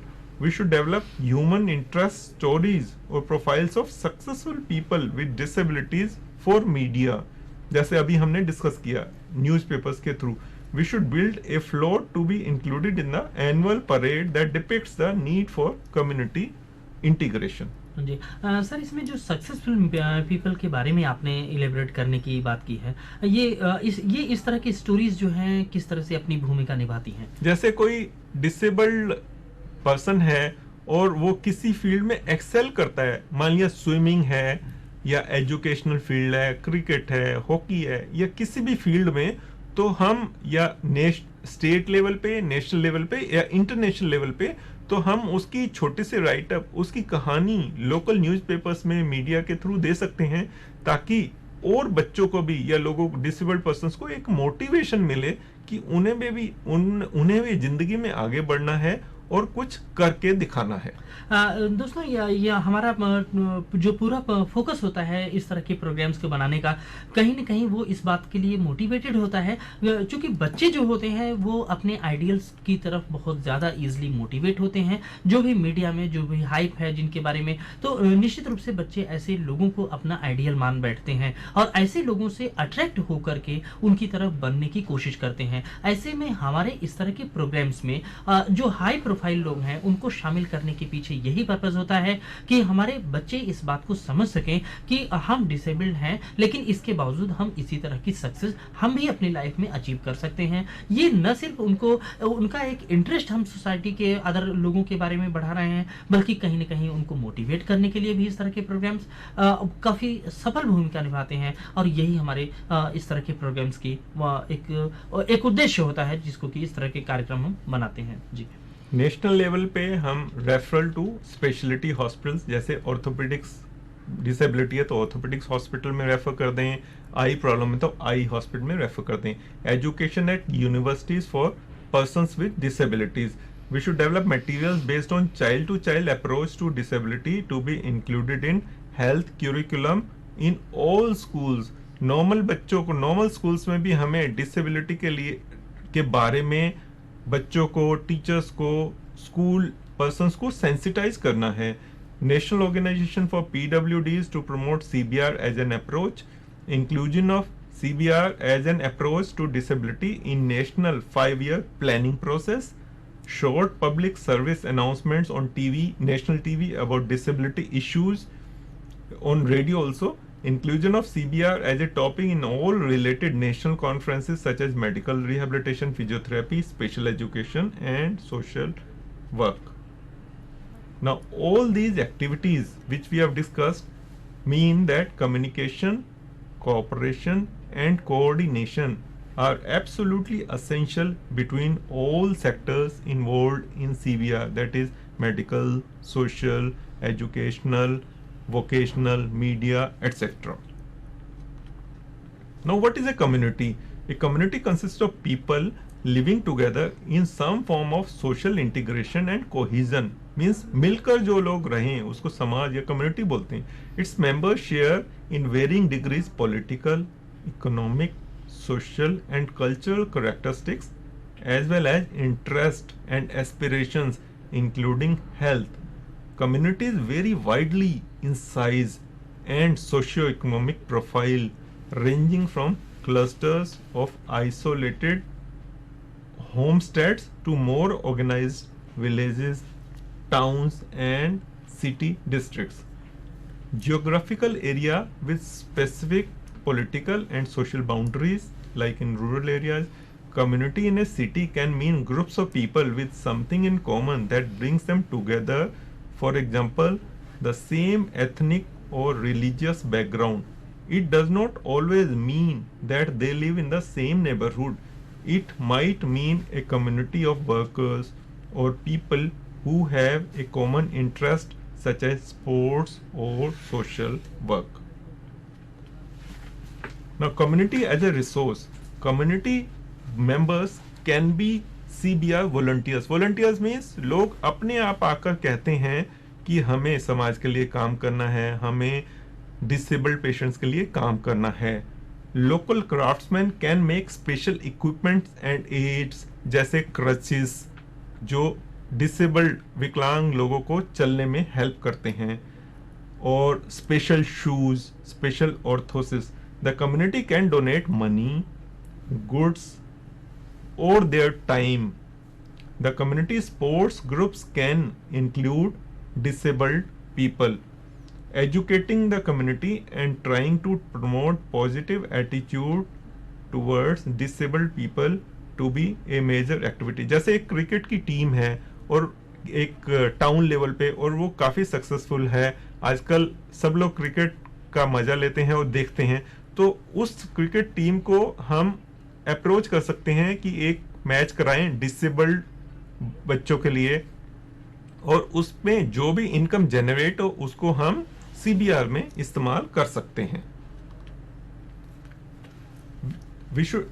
There should be learning to accept PWDs and give them opportunities to join community life. Learn and practice behaviors that prevent disability. Find persons with disabilities and refer them to CBR workers. We work as CBR volunteers. Help in project management, helping PWDs in home or visiting schools to help students with disability. Help with fundraising, giving money or goods like wood, leather or other materials, space in a building, or organizing a fair to raise money and awareness. Now, provide technical expertise about small business to help an income generation project. जैसे कोई व्यक्ति है उसको एक particular field में अच्छा है, तो वो CBR वर्कर्स को या डिसेबल्ड पेशेंट्स को वो सिखाने में हेल्प कर सकता है. Skilled community members can train disabled people by giving them apprenticeship training in their business or by acting as an advisor in the project. A less direct way of acting as a resource is by support effort of self-help groups or CBR income generation projects. For example, buy products made by a local company. Community members can also hire PWDs trained in CBR project. मान लिया किसी व्यक्ति का एक बहुत अच्छा business है और उससे 50 लोगों को हायर करना है या उनसे काम लेना है, तो उसमें से कुछ डिसेबल्ड लोग जो उसके प्रोजेक्ट में हेल्प कर सकते हैं, उनको वो एम्प्लॉयमेंट दे सकता है और उनकी इनकम जनरेशन में हेल्प कर सकता है। Building should be made accessible for persons with disabilities by using ramps, Braille science etcetera. Local policies to encourage disabled children to attend schools with other children, that is integrated education. Local decision making committees should include PWDs. मान लिया village level पे कोई हम committee बनाते हैं तो हम कोशिश करें एक डिसेबल्ड पर्सन को भी हम उस कमेटी में इंक्लूड करें, ताकि उनकी भावनाओं को, उनकी नीड्स को, उनकी प्रायोरिटीज को भी हम जान पाएं। One of the goals of CBR is to help PWDs to stay in their own communities, join in their local community activities. Community learns to solve social problems using its own resources in community development. Now, why is CBR a good approach in solving disability issues? Coverage, cost is less. Disability issues, it is need based. It has lot of impact. Then community education, then integration in social factors, education, vocation, then full participation of persons with disabilities is possible in CBR. Then it is a flexible approach. There are no fixed ideas, no fixed model. Time table, इस तरह की जो चीजें दूसरे programmes में लोगों को परेशानी पैदा करती हैं, यहाँ पर कुछ भी ऐसा बाउंडेशन नहीं होता। बिल्कुल, it is people's own programme. They make their own priorities, they spell out their needs and they run it. We just have to help them in training and little bit whenever there is when some problem comes. So it is a very flexible program, and in this not only we lay emphasis on medical aspects, it is a community development program. So इस तरह हमने CBR के बारे में और उसके models कैसे हैं, आउटरीच सर्विसेज कैसे हैं, इस के बारे में हमने जानने की कोशिश की। सर, आपने जैसे अभी स्लाइड के थ्रू हम दिखाने की कोशिश कर रहे थे, उसमें कहीं ना कहीं आपने कॉस्ट के साथ में कवरेज को भी बहुत इंपॉर्टेंस देने की कोशिश किया है। जो अदर कन्वेंशनल मेथड हैं उनमें इस तरह की कवरेज नहीं मिल पाती है, या इस तरह के सोशल अवेयरनेस वाले एलिमेंट को वहाँ पर नहीं देखा जाता है? इसमें दोनों एस्पेक्ट्स बहुत जरूरी हैं, कॉस्ट और कवरेज। कॉस्ट मीन्स जैसे जो IBR है, इंस्टीट्यूशनल बेस्ड रिहेबिलिटेशन, उसमें हमें बहुत कॉस्ट इन्वॉल्व होती है। एक बहुत बड़ा हॉस्पिटल बनाना, मेडिकल कॉलेज बनाना, उसमें प्रोफेशनल सर्विसेज देना, इन्वेस्टिगेशंस करना।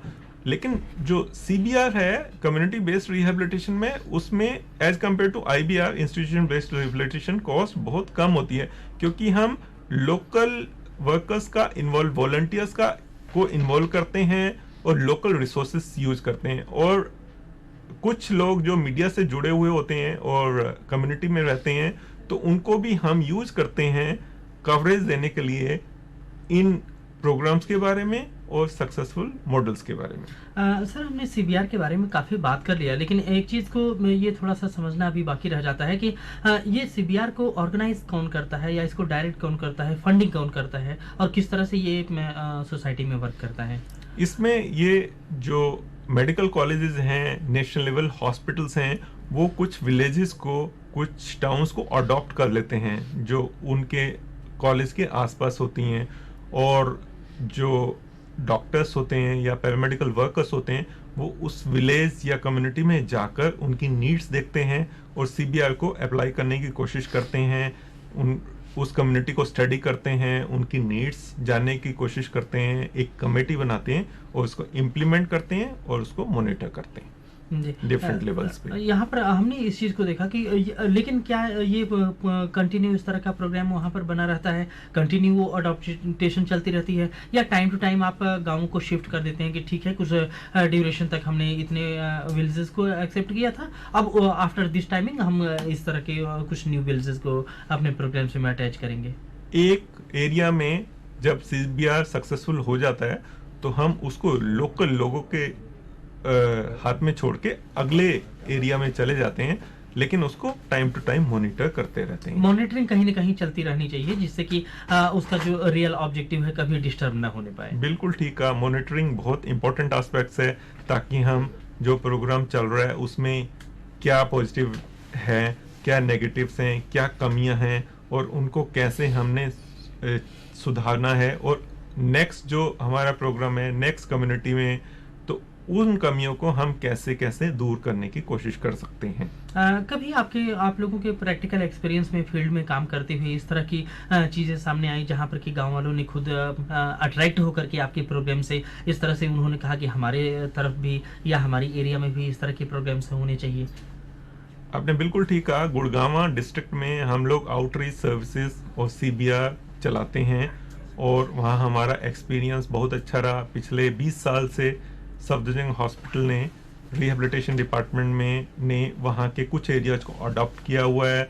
हमारे वर्कर्स और डॉक्टर्स वहाँ कम्युनिटी में जाते हैं, और हमें वहाँ से पूरा इन्वॉल्वमेंट, पूरा हेल्प मिलती है, और वहीं के लोगों को हम मोटिवेट करते हैं वहीं के डिसेबल्ड लोगों को हेल्प करने के लिए, और हमारा एक्सपीरियंस काफ़ी अच्छा रहा है वहाँ कम्युनिटी में। जी, तो दोस्तों आपने देखा यहाँ पर हमारे एक्सपर्ट का कहना है कि CBR टेक्निक किस तरह से हम एक बहुत अहम रोल अदा करती है। अभी हम एक छोटा सा ब्रेक लेने जा रहे हैं, और जिसमें कि हम इस बात पर चर्चा करेंगे कि ये असेसमेंट किस तरह से किया जाता है डिसेबिलिटी से रिलेटेड।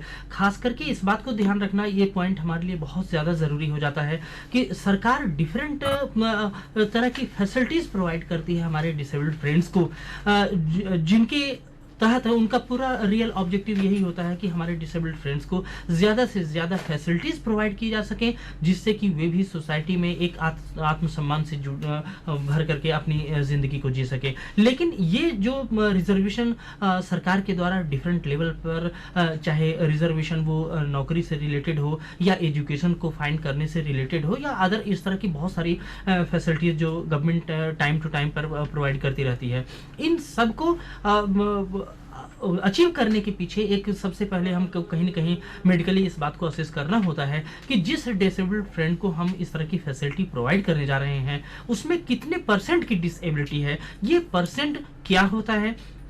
एक मेडिकल एक्सपर्ट कैसे इस बात को डिटरमाइन करता है कि कितने परसेंट की डिसेबिलिटी इस पर्सन में है, इस बात को समझना अपने आप में बहुत महत्वपूर्ण हो सकता है। अब इसी बात को हम अपने कार्यक्रम के अगले सेगमेंट में इस बात पर चर्चा करेंगे। अभी एक छोटा सा ब्रेक ले रहे हैं और ब्रेक के बाद में इस बात को जारी रखेंगे।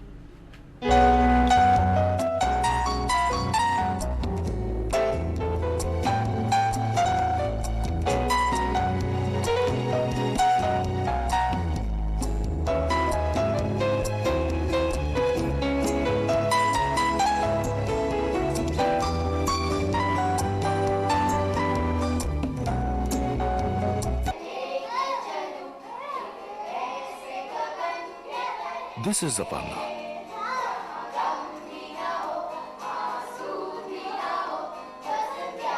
She loves chess and Shah Rukh Khan.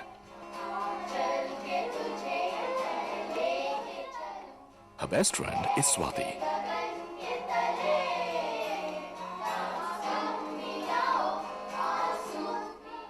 She also has visual impairment.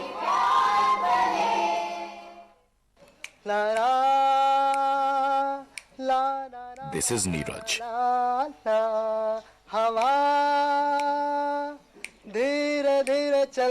He plays many instruments.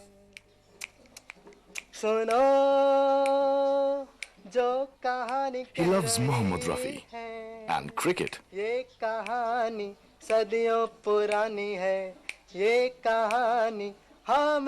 He also uses crutches for mobility. चंदा है तू मेरा सूरज है तू, This is Raj Bala. मेरी आँखों का तारा है तू, जीती हूँ मैं बस तुझे देख कर। With her husband and daughter.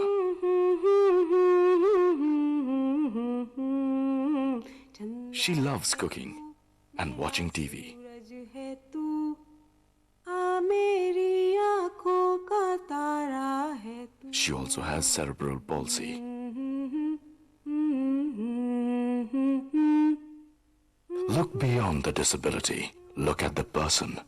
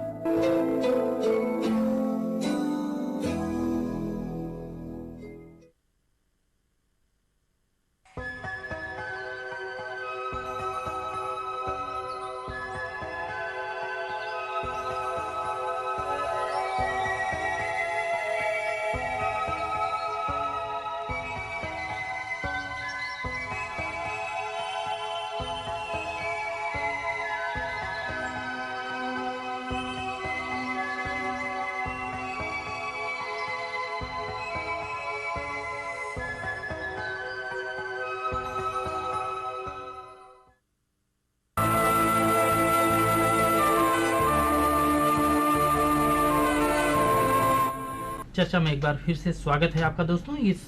हम आज चर्चा करने जा रहे हैं असेसमेंट के बारे में, कि किस तरह से हम डिसेबिलिटी के स्टैंडर्ड को एक कैटेगराइज कर सकते हैं कि कितने परसेंट की डिसेबिलिटी किसी पर्सन में है। जैसा कि हमने ब्रेक लेने के पहले इस बात को बताया था कि डिफरेंट छूट कहीं पर होती है, कहीं रिजर्वेशन होती है, जिसको फाइंड करने के लिए डिसेबल्ड फ्रेंड्स को इस तरह के सर्टिफिकेट्स की रिक्वायरमेंट होती है, जहाँ पर कि वे अपने इस सर्टिफिकेट को दिखा करके वो डिजायर्ड जो छूट मिल रही है या रिजर्वेशन मिल रही है उसको वो प्राप्त कर सकते हैं। तो आइए अपने एक्सपर्ट से इस बात को जानने की कोशिश करते हैं कि यह असेसमेंट कैसे किया जाता है और ये कहाँ पर कराया जा सकता है और उसके बाद किस तरह से सर्टिफिकेट फाइंड किया जाता है जिसका यूज हमारे डिसेबल्ड फ्रेंड्स कर सकते हैं। चर्चा को अपने अंतिम पड़ाव पे पहुंचाने से पहले मैं आपसे एक बार कहना चाहूंगा कि अगर आप हमारे एक्सपर्ट से इस पॉइंट से जुड़े हुए किसी भी तरह के सवाल पूछना चाहें तो आपका स्वागत है। हमारे नंबर्स पर आप हमारे नंबर नोट करें जिस पर कि आप अपने सवाल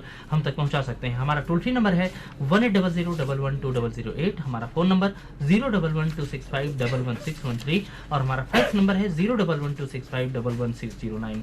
इसके अलावा ईमेल के थ्रू अगर आप अपने सवाल हमारे पास तक पहुंचाना चाहें rehabstd@ndc.bsnl.net.in और हमारी वेबसाइट www.rehabcouncil.nic.in।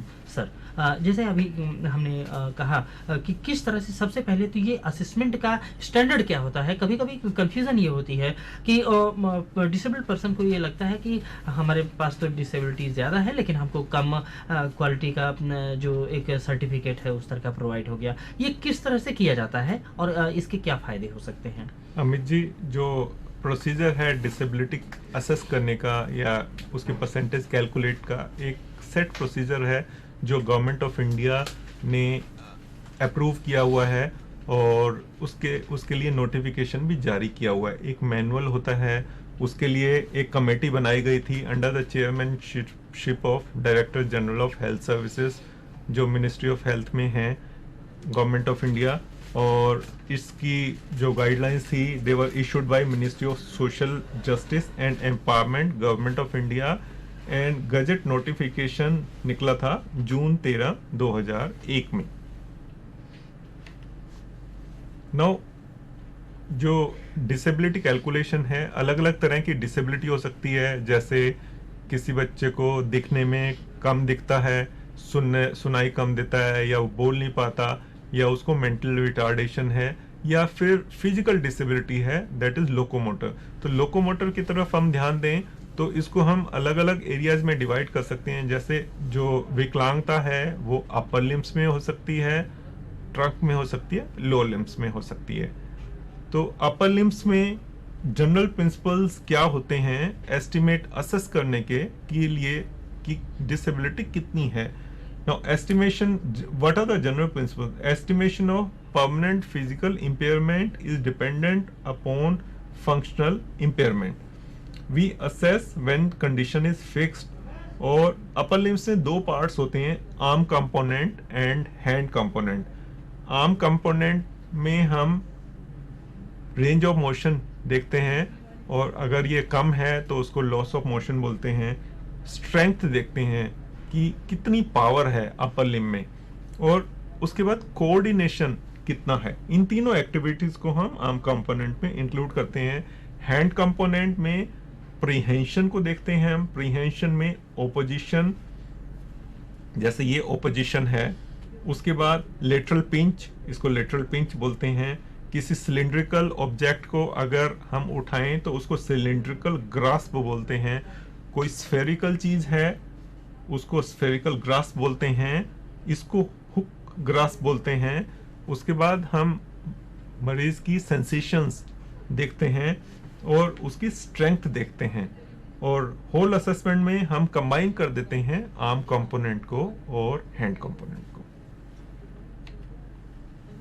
आर्म कंपोनेंट में टोटल वैल्यू होती है 90%। इसमें range of motion, muscle strength, coordination activities.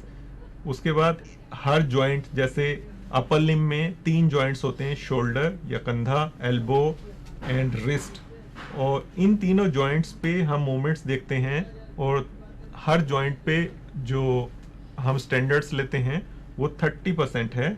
And all movements at each joint are considered. मान लिया किसी को कंधे में चोट है या पैरालिसिस है, तो उसमें उसका जो शोल्डर है उसकी रेंज ऑफ मोशन हम असेस करते हैं। जैसे फ्लेक्शन, एक्सटेंशन, ये होती है 0 से 220 तक डिग्री तक। एबडक्शन एंड एडक्शन होती है 0 से 180। और रोटेशन, जैसे कंधा घुमाते हैं हम, जैसे बॉल करते हैं क्रिकेट में, तो वो होता है 0 से 180 तक। एल्बो जॉइंट में फ्लेक्शन, एक्सटेंशन मतलब उसको मोड़ना होता है 0 से 150। सुपिनेशन, प्रोनेशन, जैसे हम ताले में चाबी बंद करते हैं खोलते हैं, वो सुपिनेशन प्रोनेशन होता है 0 से 180 डिग्री। रिस्ट या कलाई में डोर्सिफ्लेक्शन, मतलब रिस्ट को अंदर की तरफ मोड़ना और बाहर की तरफ मोड़ना। पामर फ्लेक्शन 0 से 160 डिग्री।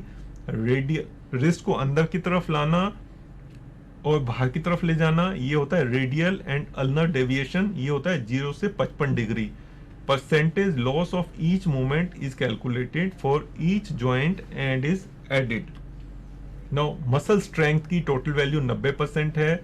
जैसे नॉर्मल मसल पावर एक नॉर्मल आदमी में 5 होती है, तो उसमें कोई डिसेबिलिटी नहीं होती। अगर यही मसल पावर किसी बीमारी या एक्सीडेंट की वजह से उसकी 4 रह जाए तो उसको 20% लॉस है। 3 रह जाए तो 40% लॉस है। मसल पावर 2 रह जाए तो 60%, 1 रह जाए तो 80%, और अगर मसल पावर 0 हो जाए तो इसका मतलब है उसकी 100% लॉस हो गई स्ट्रेंथ में। और हर जॉइंट में, जैसे हमने पहले भी पढ़ा, शोल्डर, एल्बो, रिस्ट में 30% की डिसेबिलिटी, ये हम परसेंटेज लॉस मानते हैं। शोल्डर जॉइंट में कौन कौन सी मूवमेंट्स कर सकते हैं हम? शोल्डर को आगे लाएं तो फ्लेक्शन होता है, पीछे ले जाएं तो एक्सटेंशन होता है, अगर ऊपर की तरफ ले जाएं तो एबडक्शन, अंदर की तरफ लाएं तो एडक्शन, अगर एल्बो को मोड़कर अंदर की तरफ करें तो इंटरनल रोटेशन, बाहर की तरफ करें तो एक्सटर्नल रोटेशन। एल्बो जॉइंट पर मूवमेंट्स होती हैं flexion, extension, pronation and supination. Wrist यानी कलाई में कौन कौन सी मूवमेंट्स हम देखते हैं डिसेबिलिटी असेस करते हुए? Dorsiflexion, palmar flexion, radial deviation और अल्नर डेविएशन। कोऑर्डिनेशन कंपोनेंट जो 90% होता है, कौन कौन सी एक्टिविटीज हम कंसीडर करते हैं? Lifting overhead objects, remove and placing at the same place, touching nose with end of extremity, eating Indian style, combing and plaiting, putting on shirt और kurta, ablution Indian style, drinking glass of water, buttoning नाड़ा बांधते हुए जो activity करते हैं हम या धोती बांधते हुए, और राइटिंग, इन सब की कंबाइंड वैल्यू है 90%। Now combining values for arm component, हमने देखा रेंज ऑफ मोशन, स्ट्रेंथ और कोऑर्डिनेशन।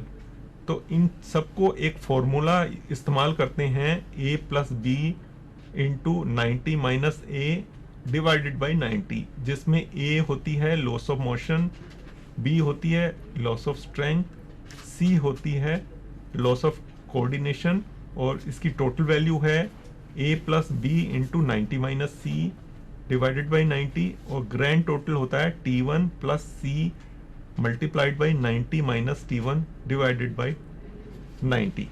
अमित जी, आप ये सब देख के अचंभा तो नहीं कर रहे कि हम कितने मैथमेटिकल तरीके से हम डिसेबिलिटी असेस करते हैं? जी। इसमें ऐसा नहीं है कि किसी को 20% दे दिया, किसी को 40, किसी को 60, किसी को 70।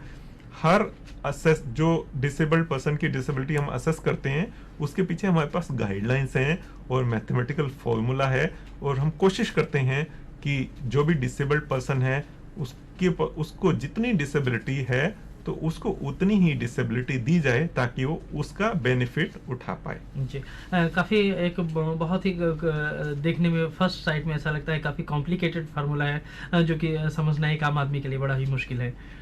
आपने बिल्कुल कहा। तो ये हमारे पास काफी हद तक ऑब्जेक्टिव क्राइटेरिया हैं, सब्जेक्टिविटी बहुत कम है, और कोशिश रहती है कि हर मरीज को उसके हिसाब से डिसेबिलिटी परसेंटेज मिले। खास करके जब एक बिल्कुल साइंटिफिक स्टैंडर्ड जिस तरह से आप फॉलो करते हैं, तो इसमें इस तरह के कहीं मिस्टेक होने की कोई चांस नहीं रहती है। जी। हैंड कंपोनेंट में हम इस्तेमाल करते हैं, इसकी टोटल वैल्यू 90% है। हम इस्तेमाल करते हैं प्रीहेंशन जिसकी वैल्यू 30% है। इसमें ओपोजिशन ये टेस्ट करते हैं हम इंडेक्स फिंगर के अगेंस्ट, मिडिल फिंगर के अगेंस्ट, रिंग फिंगर के अगेंस्ट और लिटिल फिंगर के अगेंस्ट। उसके बाद इन सब की वैल्यू 2% है, जो कंबाइन होकर 8% आ जाती है। लेटरल पिंच है, जैसे चाबी पकड़ना, ये 5% है। सिलेंड्रिकल आइटम को जब हम उठाते हैं तो उसकी वैल्यू है 6%। बड़ा ऑब्जेक्ट है तो 4 इंच से बड़ा तो 3%, 1 इंच से छोटा ऑब्जेक्ट है तो 3%। स्फेरिकल ऑब्जेक्ट्स जैसे गोल चीजें हैं, अगर उसका साइज 4 इंच से बड़ा है, इस स्फेरिकल ऑब्जेक्ट उठाने की टोटल वैल्यू है 6%। अगर 4 इंच से बड़ा साइज है तो 3%, 1 इंच से छोटा है तो 3%। हुक ग्रास्प है, जैसे हम थैला उठाते हैं उंगलियों के बीच में, इसकी बैक लिफ्टिंग, इसका वैल्यू है 5%। सेंसेशंस की वैल्यू है 30%। इसमें अलग अलग फिंगर्स की अलग अलग साइड पे अलग अलग वैल्यू है। स्ट्रेंथ की वैल्यू है, ये तीसरा कंपोनेंट है, 30%। इसमें हम हैंड डायनेमोमीटर यूज करते हैं या क्लिनिकली देखते हैं कि कितनी स्ट्रेंथ है हाथ में। इसमें ग्रिप स्ट्रेंथ होती है और पिंच स्ट्रेंथ होती है।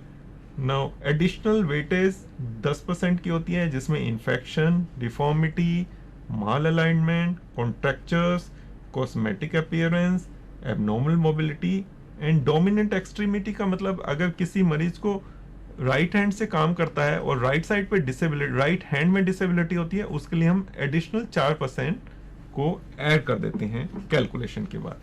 Now combining values for hand component are prehension, strength, and sensation. Now combining formula for upper limb, arm component A, hand component B. Total value for upper extremity is A plus B multiplied by 90 minus A divided by 90. इसको summarise करते हैं. अपर limbs में, अपर extremity में दो parts हैं, arm component 90%, hand component 90%. Arm component में loss of motion, muscle strength, loss of muscle strength, loss of coordination activities, each is 90% and combined formula is A plus B 90 minus A divided by 90. Hand component में prehension 30%, strength 30% and sensation 30%. Additional weightage is 10% and combining formula for hand is prehension plus sensation plus strength and combining formula for upper extremity arm plus hand component is A plus B multiplied by 90 minus A divided by 90. तो अमित जी, आपने देखा कि हमारा जो disability assess करने का तरीका है कितना डिटेल्ड है, कितना माइन्यूट है और कितना ऑब्जेक्टिव है. बहुत ही साइंटिफिक स्टैंडर्ड है सर. सर, इस तरह के जो आपने असेसमेंट कर लिया, उसके बाद सर्टिफिकेशन के टाइम पर किस तरह से वो ओवरऑल कैटेगरी में आप किस तरह से डिवाइड करते हैं? और सबसे महत्वपूर्ण चीज़ जो मैं ये जानना चाहूँगा कि इस तरह के सर्टिफिकेट को फाइंड करने के लिए किसी पर्सन को कहाँ पर अप्रोच करना चाहिए? जैसे जो डिसेबल्ड पर्सन है वो अपने घर के आसपास जो हेल्थ वर्कर्स हैं उनसे बात कर सकता है, या हेल्थ वर्कर्स को उनको गाइड करना चाहिए कि मान लिया किसी घर में सेरेब्रल पॉलिसी का बच्चा है 2, 3, 4 साल का, 5 साल का, तो हेल्थ वर्कर्स को, पेरेंट्स को गाइड करना चाहिए कि इस बच्चे के लिए सर्टिफिकेशन के लिए आप प्राइमरी हेल्थ सेंटर या जो CHC है या डिस्ट्रिक्ट हॉस्पिटल्स हैं या स्टेट लेवल पे और बड़े हॉस्पिटल्स हैं या नेशनल लेवल पे मेडिकल कॉलेजेस हैं, इन सभी ज़्यादातर अस्पतालों में या हेल्थ सेंटर्स पे ये सुविधा होती है कि डिसेबल्ड पेशेंट्स को उनका सर्टिफिकेट दिया जाए और उनको ये उनका हक भी है और उनको इस टाइप के सर्टिफिकेशन लेना भी चाहिए. और हमें हेल्थ वर्कर्स को गाइड करना है. हेल्थ वर्कर्स आगे कम्युनिटी में डिसेबल्ड पेशेंट्स को गाइड करेंगे कि उनको सर्टिफिकेशन के लिए कहाँ कहाँ जा सकते हैं. जी सर, इस तरह के सर्टिफिकेशन को लेने के बाद में एक जो डिसेबल्ड पर्सन किस किस तरह की फैसिलिटी को लेने का हकदार बन जाता है? गवर्नमेंट ऑफ इंडिया की बहुत सारी स्कीम्स हैं जिसके तहत डिसेबल्ड पेशेंट्स को अलग अलग बेनिफिट्स दिए जाते हैं. जैसे उनको स्कूल में दाखिले की सुविधा, उसके बाद जो पेरेंट्स हैं उनको, या अगर डिसेबल्ड एडल्ट है तो इनकम टैक्स में उनको छूट मिलती है. उसके बाद रेलवे कंसेशन में एक डिसेबल्ड पर्सन और एक नॉर्मल व्यक्ति, ये दोनों लोग ट्रैवल कर सकते हैं रेल में, और इनको 75% की रिबेट, मतलब अगर 100 रुपए की टिकट है तो उनको each one of them means 2 persons will have to pay 25% each to get any ticket. They can travel to any place in India any number of times. तो उसके बाद नौकरियों में रिजर्वेशन, डिसेबल्ड पेशेंट्स के लिए 3% नौकरियां सुरक्षित हैं. उसके अलावा टाइम टू टाइम जो आवास, घर, दुकानें या गवर्नमेंट स्कीम्स निकलती हैं उनमें भी उनको प्रेफरेंस दी जाती है.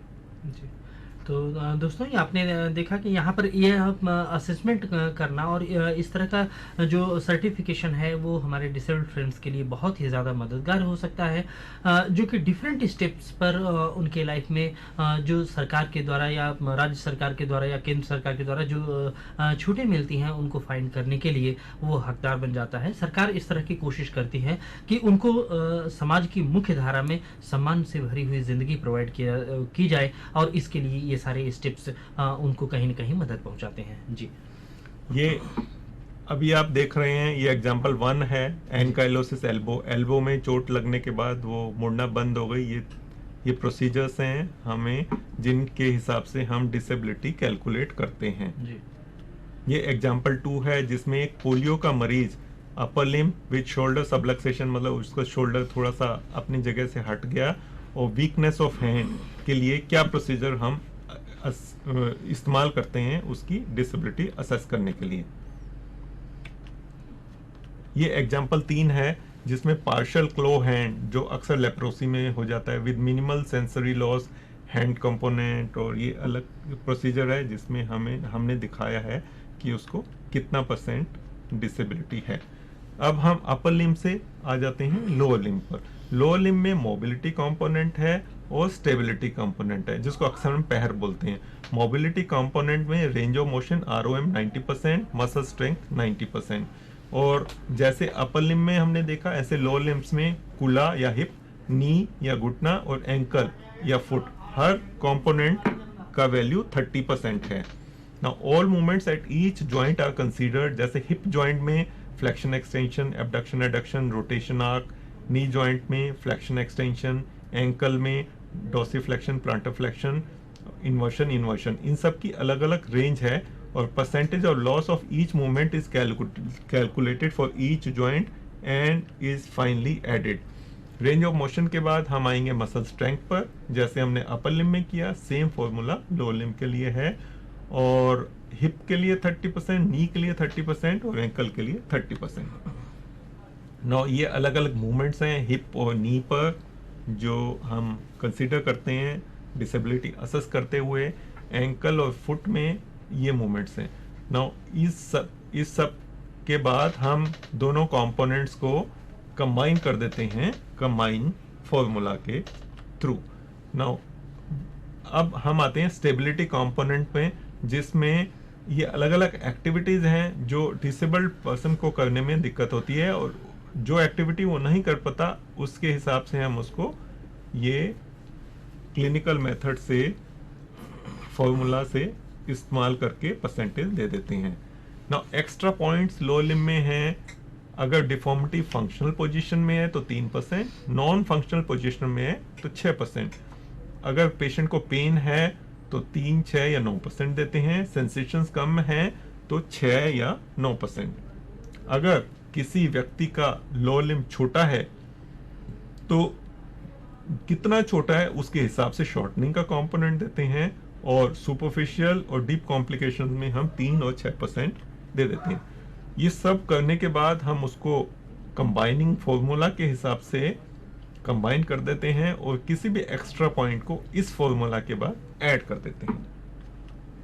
ये एग्जांपल है लोअर लिम्ब्स में। जैसे हम अपर लिम्ब्स में देखा, एंकाइलोसिस हिप मींस उस किसी पेशेंट का अगर कूल्हा बिल्कुल नहीं चल रहा तो उसका ये एग्जांपल है। दूसरा एग्जांपल पोलियो का है।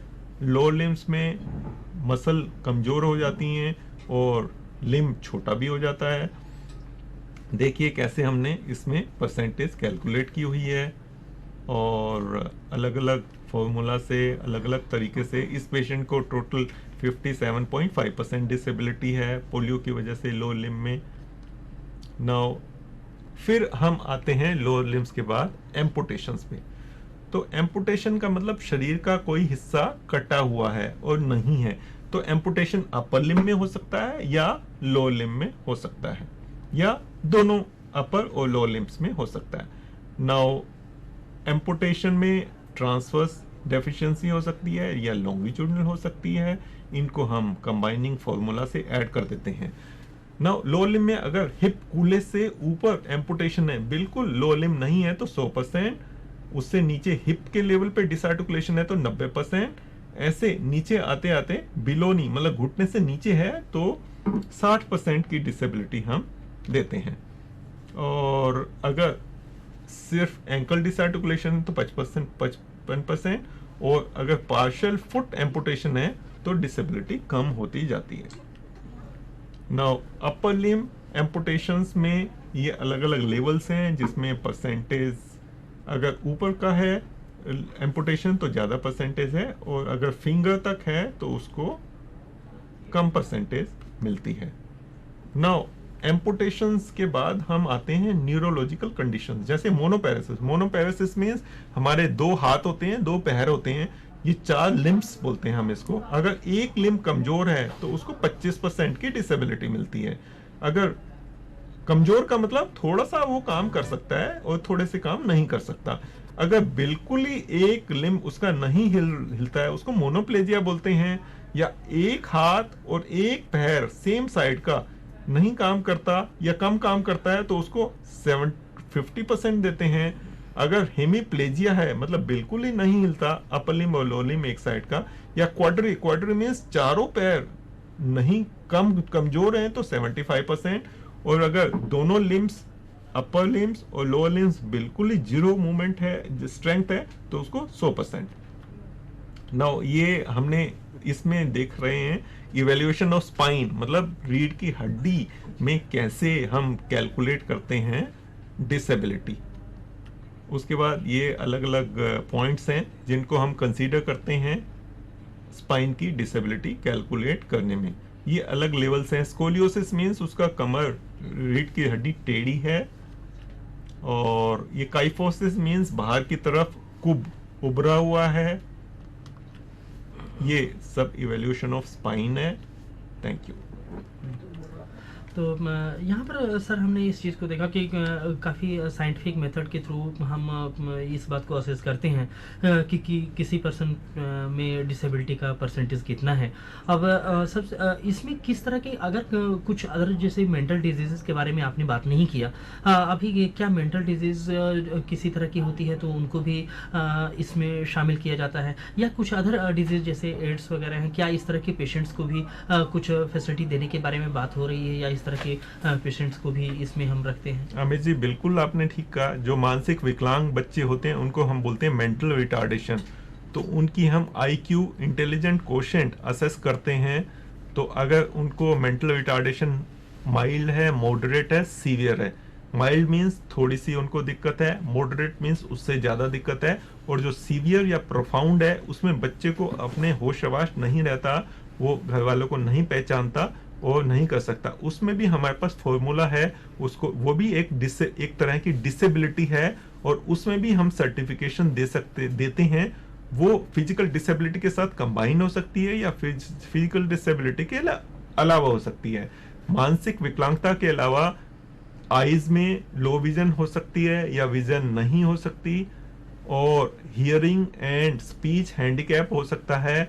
उसके लिए भी हमारे पास फॉर्मूला होते हैं। जैसे हियरिंग में हम लोग ऑडियोग्राम करते हैं, देखते हैं कि उसकी मरीज की सुनने की क्षमता कितनी है। ऑडियोग्राम की रिपोर्ट के बेसिस पे हम उसकी परसेंटेज डिसेबिलिटी की असेस करते हैं और कैलकुलेट करते हैं। ऐसे ही देखने में भी प्रॉब्लम होती है तो उसमें भी हमारे पास मैनुअल्स हैं, तरीके हैं उसकी असेस करने के लिए डिसेबिलिटी। जी, तो दोस्तों आपने देखा कि हमारे एक्सपर्ट ने सब्जेक्ट पर काफ़ी डीप नॉलेज आपको प्रोवाइड किया कि किसी भी तरह की डिसेबिलिटी को असेस करने के पीछे एक पूरी तरह से साइंटिफिक मेथड होता है, और उसके सर्टेन स्टैंडर्ड्स पर चेकिंग करते हुए हमारे एक्सपर्ट्स इस बात को देखते हैं कि किस तरह से कितने % का उनको एक डिसेबिलिटी का सर्टिफिकेट प्रोवाइड किया जाना चाहिए। सर आपका बहुत बहुत धन्यवाद इस अपनी चर्चा में आपका ज्ञान देने के लिए। तो दोस्तों इस चर्चा के साथ में ही आपसे हम विदा लेते हैं। नमस्कार। नमस्कार।